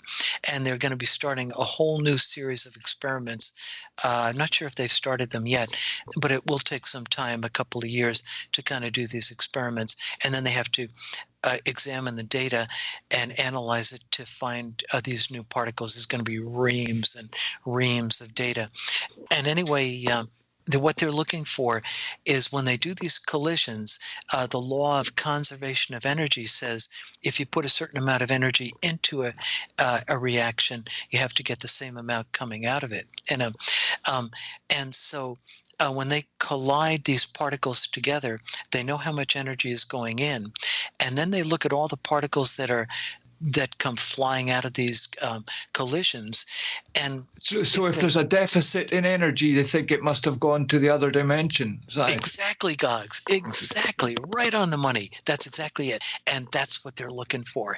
And so I urge everyone who's interested in the UFO phenomenon or just physics to keep an eye on what's going on at the Large Hadron Collider to see if they do find this missing energy, because if they do, it'll be the first evidence of the extra dimensions, and we may be on the threshold of actually developing the ability. We may want to, of course, at that point, scientists themselves generally don't believe in the UFO phenomenon, but it looks like modern physics might actually explain how the UFOs are getting here. So you said we would have to surround a craft or something of which particles, and they would pull us into the bulk. Kaluza-Klein gravitons.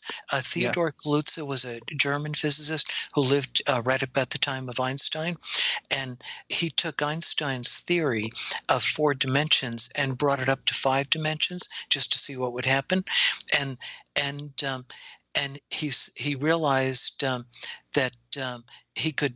What happened is he suddenly realized he could combine gravity with electromagnetism if the theory of general relativity went from 4 dimensions to 5, and that caused a great deal of excitement. Unfortunately, when they discovered the other two forces of nature, the weak nuclear force and the strong nuclear force, they weren't able to continue with that idea. It didn't work at that point. But another guy by the name of Oscar Klein, a Swedish physicist, also worked on the idea of extra dimensions and how big they might be and that kind of thing. And so they predicted they predicted from these theories that if these extra dimensions exist, it would mean that particles that we see, which all oscillate in the four dimensions of space-time that we live in, it occurred to them that they would also oscillate in the extra dimensions. And if they did, that would create new types of particles that we have not yet seen. That oscillation is a type of energy, and mass is equal to energy, E is equal to mc squared. So that would indicate that there's a new type of particles that we might see if these extra dimensions are real. And they are called KK particles, Kaluza-Klein particles, but their natural home is the bulk. And like ET, they want to go home. So if you can surround your craft with these KK particles, the craft will automatically move into the bulk. And I think that's exactly what the UFOs are doing.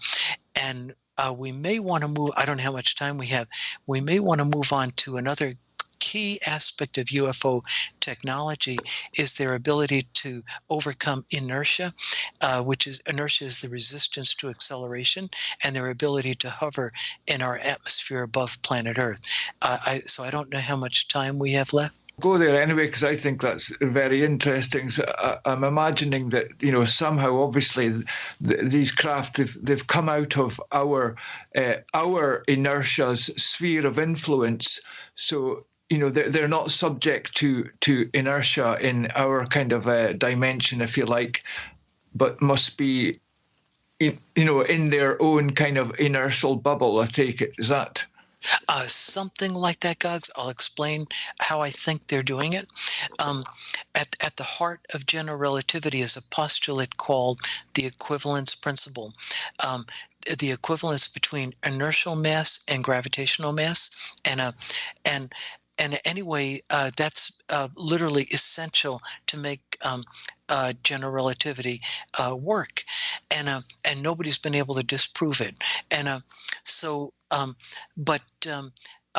now inertia is the resistance to acceleration. So if you have a very massive, heavy object and you try to take a bowling ball, and let's say you run up to it and you kick it, what's going to happen to your foot?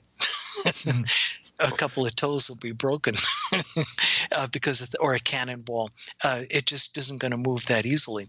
On the other hand, if you just had a tennis ball or a ping pong ball and you hit it with your foot, it would go flying, and that's because the much lower mass of the ping pong ball because it has lower mass, its inertial mass so its gravitational its gravitational weight is very light, and that means that its inertial mass is also very low. They are equivalent, and so what I think the UFOs are doing is this. You know what? Let's leave that as the cliffhanger. Okay. Robert Schroeder with Gene with Goggs. You're in the Paracast membrane.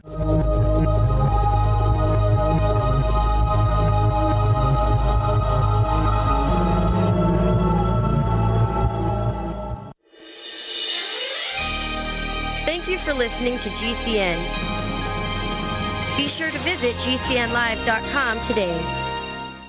You may own a knife, but if it's not an indie hammered knife, it's not a knife. From the forge to the grinder to the sheath, each indie hammered knife is handcrafted using God-given talent. The result is the sharpest edge a knife can have and a true work of art. See a variety of knives and the complete knife kit at ihknives.com. Indie hammered knives, custom knives, made in America. Did you know there's a new group of water contaminants with unknown health effects? These emerging contaminants lurking in your water may include prescription over-the-counter drugs and new types of herbicides and pesticides. ProPure's improved Pro 1G 2.0 filter meets NSF 401 standards to help reduce these emerging contaminants. To find out more, visit your authorized ProPure dealer or ProPureUSA.com. That's ProPureUSA.com. Hi, Peter Vaccaro for ParanormalDate.com. Are you looking for love in all the wrong places? Now you have a chance to change that by signing up for free at ParanormalDate.com. This incredible dating site puts people of like minds together. People who are interested in the strange, the unusual, mysteries, ghosts, UFOs, and the afterlife, and so much more. ParanormalDate.com was developed for you, people seeking a viable alternative to the other dating services. You can join for free by going to ParanormalDate.com, and if you decide you like it and want to connect with people, use the code GEORGE for a substantial discount. Mark Rawlings, president of ParanormalDate.com, says so many people hunger to share their experiences about the paranormal, the unexplainable, or the afterlife, and so much more, and this is the source for them to meet and share that common interest. So sign up for free at ParanormalDate.com, ParanormalDate.com, and use the code GEORGE if you decide to connect with someone you like. Have you checked your Google search results lately? Search results are usually the first impression that people form of you or your business, so make sure that they create a positive impression with ReputationDefender.com. What the internet says about you can have a big impact on your life and your livelihood, even if it's not true. Fortunately, you can now control how you look online and in online search results with ReputationDefender.com. Call 800-831-0771 now. That's 800-831-0771 for your free reputation analysis. If you have negative material from an ex-employee, upset patient, or former client, newspaper article, legal issue, social media, or other source showing up in your search results, you can combat it with ReputationDefender.com. Our dedicated experts in patented technology can help make your online search results look their best. Call 800-831-0771 to learn more. 800-831-0771. That's 800-831-0771. Or visit ReputationDefender.com. If you're 85 or younger, would you like peace of mind and comfort for your family? We're Final Expense Direct with an urgent message for you. The average funeral today costs over $8,000, but the most you'll get from government benefits is $255. How will your family pay the difference? We can help. Our senior plans start as low as just $1 a day and pay up to $30,000 for a funeral and other final expenses. Peace of mind is easy. There's no medical exam. You'll have lifetime coverage, and your plan can't be canceled as long as you pay your premiums. Call now for free information about our senior plans. Answer a few simple questions and receive approval right on the phone. Plus, call right now and we'll give you a discount prescription card for free. Call 800-340-5528. That's 800-340-5528. Again, 800-340-5528.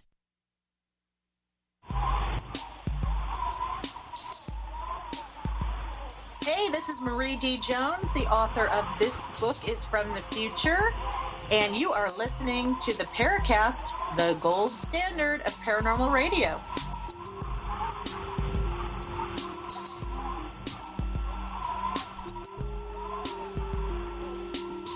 Goggs Mackay, Gene Steinberg with Robert Schroeder. I just want to get down to the core of this, Robert, because we have 2 segments left. It's really been a fascinating discussion. And that is, how close do you think we are to actually taking these theories and putting them into practice? A good question. The key thing is discovering these extra dimensions and discovering if string theory and M theory are correct. And the fact that these theories do solve the hierarchy problem, or actually I should say warp geometry is a subset of M theory. The fact that it does solve the hierarchy problem does give it a lot of interest because that's such a big problem in physics. If we do discover these extra dimensions, then they're going to do everything they can to see if this warp geometry theory is correct. The extra dimensions by themselves won't make it conclusive that warp geometry is correct, but certain other things will indicate that warp geometry is correct, like the KK particles and things like that. Well, do you think this is something we'll see in our lifetimes? Because you and I are older guys. That's true. I'd say within the next couple of years. Okay. Isn't that amazing? Yeah, so okay. therefore, Elon Musk, instead of using the firecrackers to send us to Mars, if he can develop a craft like this, he could say, you know what, forget Mars. Let's go to Zeta Reticuli or something. Exactly. And Gene, if I could go back to the hovering ability and the ability of UFOs to accelerate at blinding speeds. Sure. Okay. Because that's very critical too. I was just kind of getting into that on the last segment. What I think they're doing is this.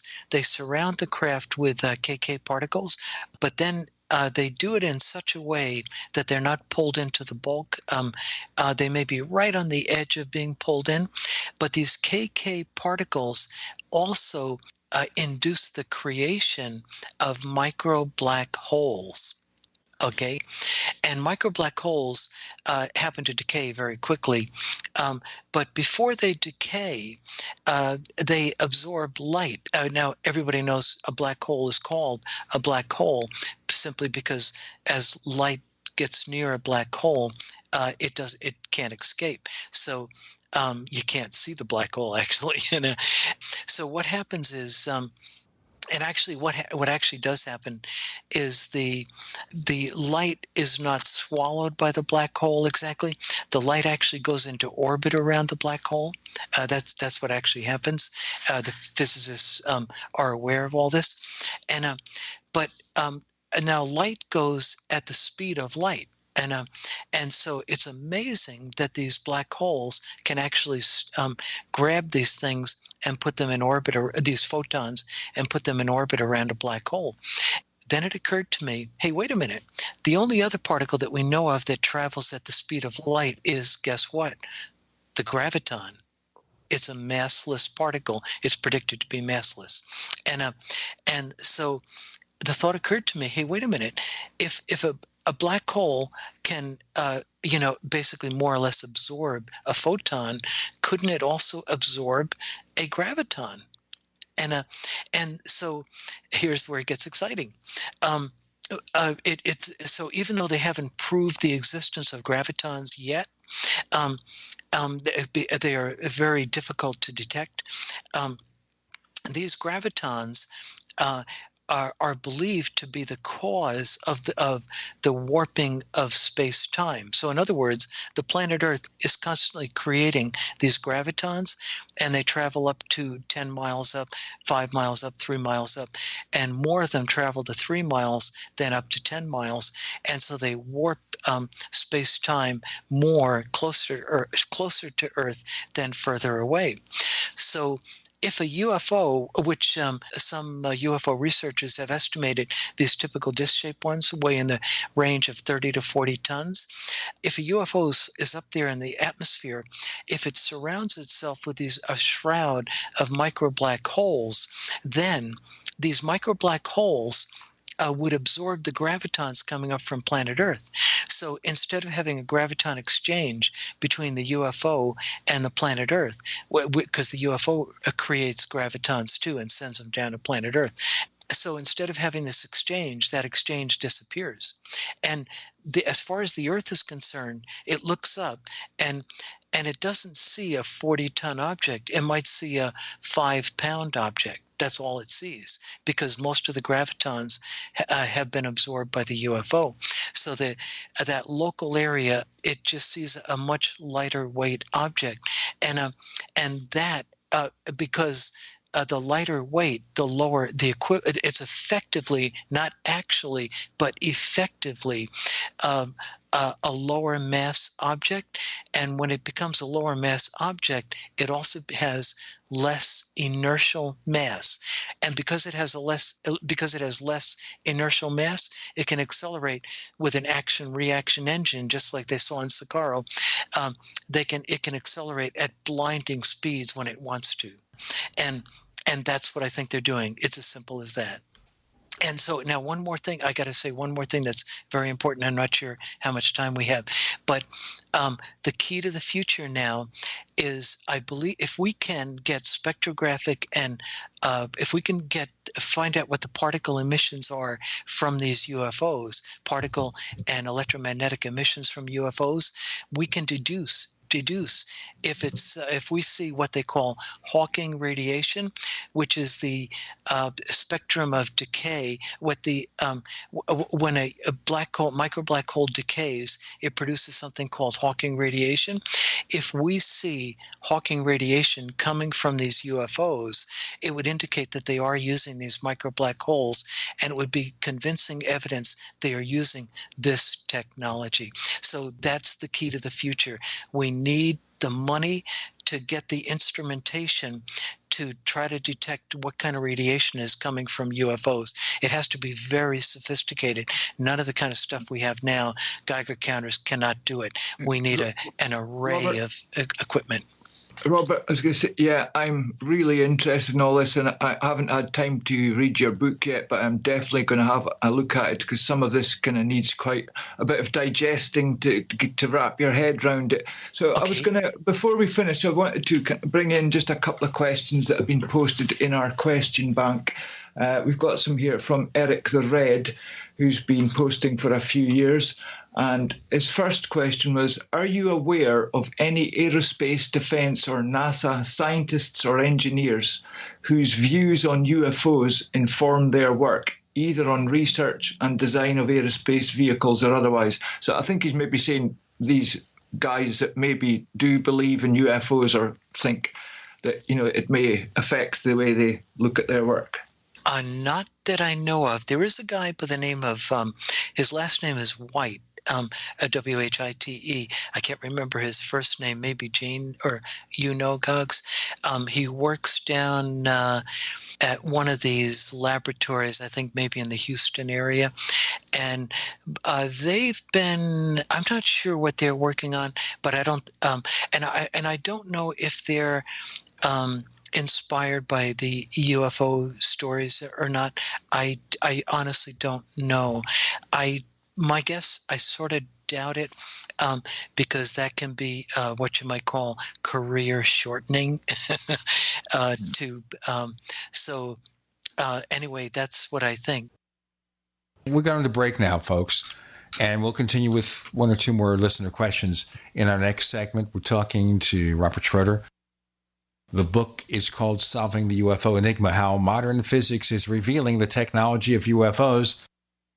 And what he's posing here is a possibility that if these theories work, we could find ways to travel to the stars. Not that will take 5 years, 10 years or more, but, just like going across town. With Gene and Goggs, you're in the Paracast.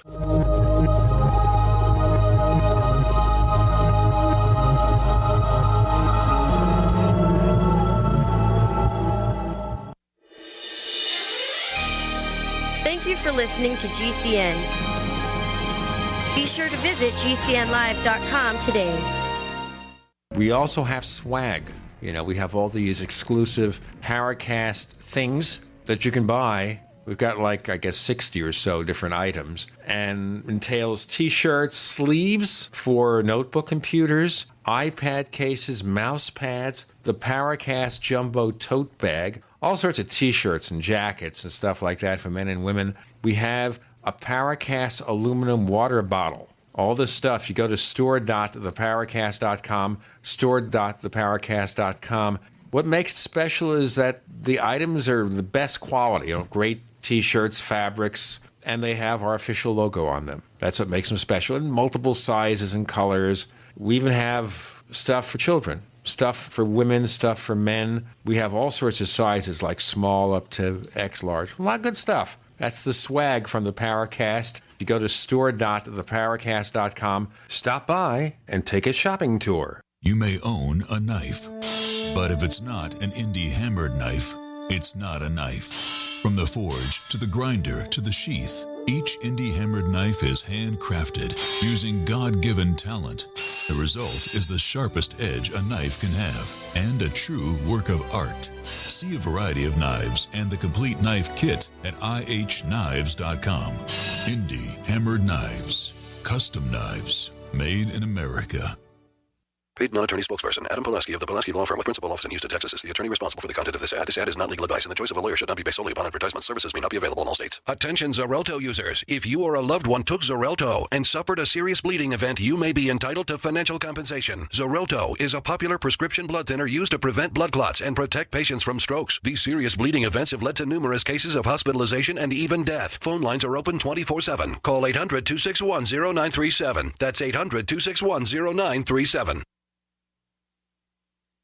Looking for that edge during those intimate moments? We see many ads for enhancement, but the side effects include death. At GCN Team, we should change the Healthy Body, Brain, and Heart Pack to the Healthy Libido Pack. The brain and heart are not the only organs that require a healthy vascular system. For proper blood flow at the right moment, go to GCNteam.com or call 877-878-4203. That's 877-878-4203. That's 877-878-4203. All right, guys, we're ready for our Four Seasons sunroom, and Daddy's gonna get a rec room with refreshments. Oh no, we'll be sleeping under the stars. Mom, what about the one with, the fun? Nice try, little bro. It's a gym. My gym. Hey, Grandma's getting her Four Seasons garden room, weather tight and still like being outdoors. Maybe a living room. Oh no, wait, a family hub. Yeah! No matter what the budget, the season, or the climate, Four Seasons sunrooms let you and your family enjoy the outdoors inside. Call now to hear more about these great offers from the premier manufacturer of sunrooms since 1975. 4 reasons for 4 seasons now. To find out more, call toll-free 800-848-6333. That's 800-848-6333. The answer to being in control of your own healthcare is freedom from insurance. Become part of a group of self-pay patients that come together to share in each other's medical expenses. Individual share amounts begin at $107 a month and $347 for families. Choose from 3 health-sharing programs. Holistic treatments may be eligible for sharing. See guidelines. Discount programs available for dental, vision, and pharmacy. Go to libertyoncall.org. That's libertyoncall.org.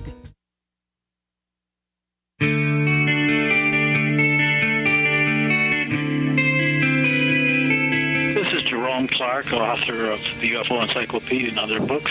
You're listening to the Paracast. Of course, Robert, there's always a Stargate. I saw that, but again, that involved wormholes. And wormholes, if physicists believe they're extremely unstable, they only last for nanoseconds. And Carl Schwarzschild was the guy, incredibly, way back in 1916. Einstein published the field equations in, I think, November, December of 1915. And a couple months later, probably February, March or something like that, a German soldier, believe it or not, on the Eastern Front, this is, of course, in the middle of World War I, by the name of Lieutenant Carl Schwarzschild, who actually was an astronomer in private life before he was in the military. He was the first guy to come up with an exact solution to the field equations. So you can imagine, Einstein was back in Berlin at this time. You can imagine his shock when he got Schwarzschild's solution, and the Schwarzschild solution is black holes. But it actually took several decades later before they fully understood the implications of the Schwarzschild solution. They realized that it actually represented 2 black holes connected by a wormhole. But they've done a great deal of theoretical research on these things, and they believe that they are very, very unstable. I think Stargate is based on that idea of using wormholes. At least at the moment, it doesn't look like they could use it. And furthermore, you'd have to create a black hole that would connect with your black hole on the other side of the universe, or wherever you're going. So instead, I think the idea that the bulk, that those extra dimensions are severely warped is much easier. Mother Nature does it for us. We don't even need to expend the energy. And getting in there might be just as simple as surrounding your craft with these subatomic particles that we expect to produce at the Large Hadron Collider within the next couple of years. Today, we assume something's impossible, but science has always been about taking the impossible and making it possible. We'll just go past that now. Yep, that's right. Yeah. Goggs, do you have any more questions from that listener?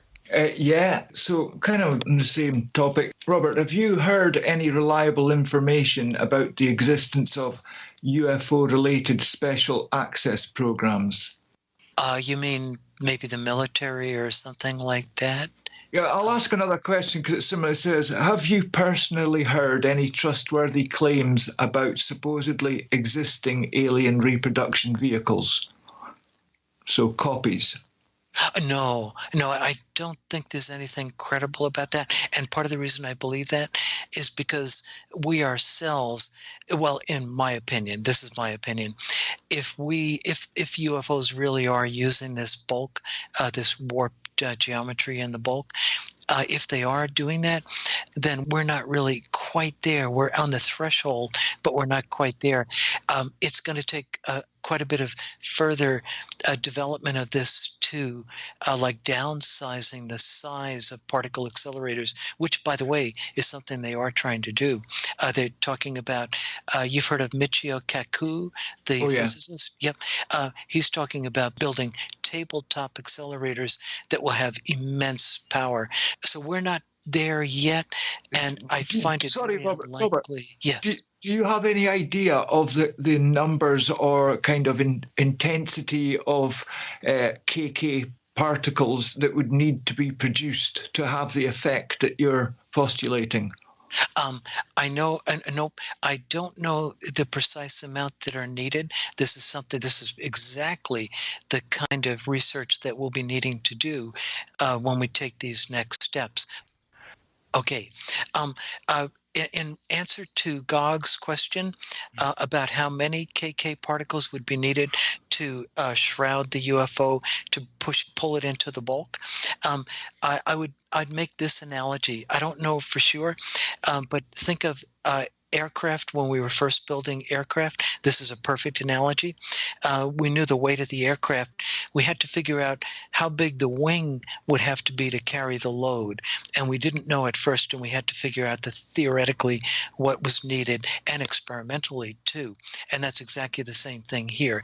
We're going to have to figure out how much is needed to do it. And I think when we do develop this technology, we'll be starting small scale. We'll be doing models, try to send them into the bulk, and then hopefully, have it not radio control, but have it pre-programmed. So once it's in the bulk and we can no longer communicate with it, that it returns.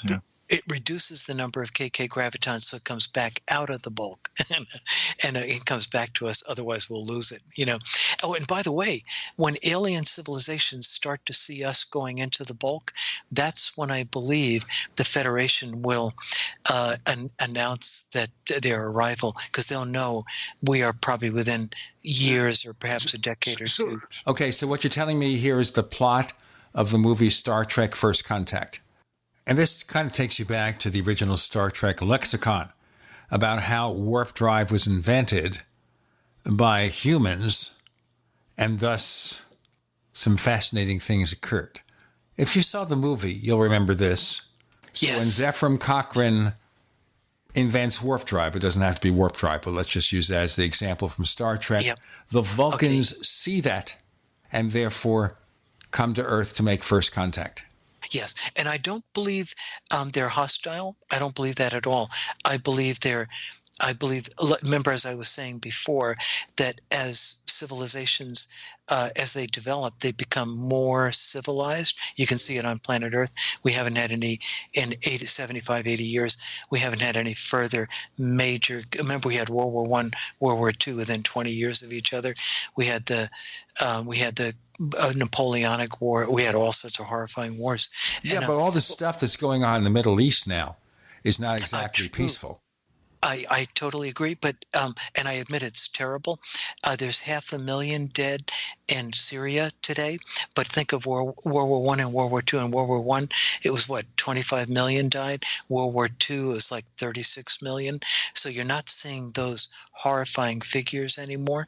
We're killing people, but not as many, is what you're telling us. Exactly. And I'm not saying that we've eliminated war. We haven't.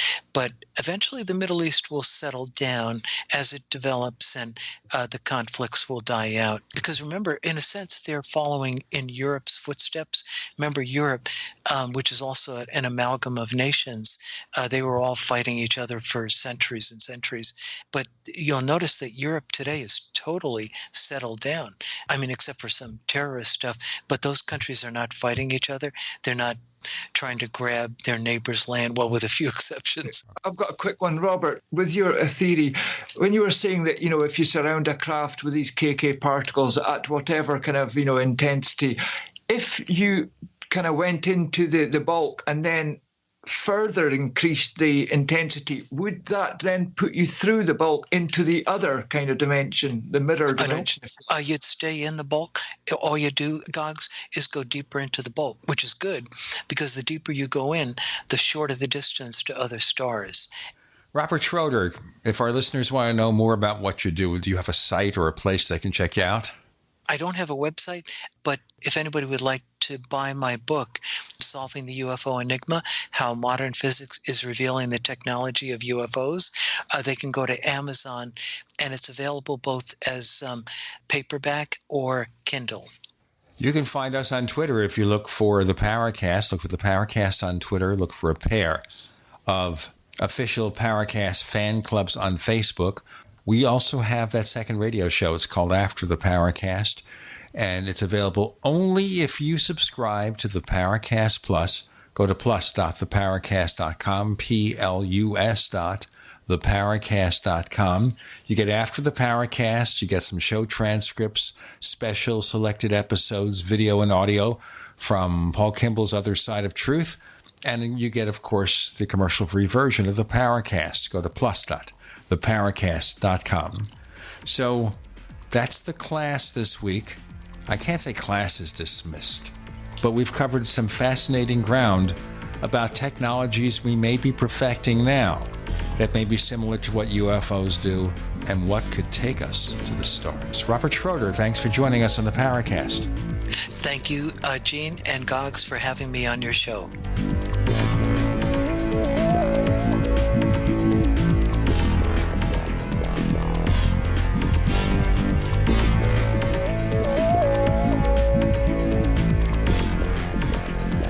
The Paracast, featuring Gene Steinberg and Christopher O'Brien, is a copyrighted presentation of Making the Impossible, Incorporated. Tune in next week for a new adventure in The Paracast.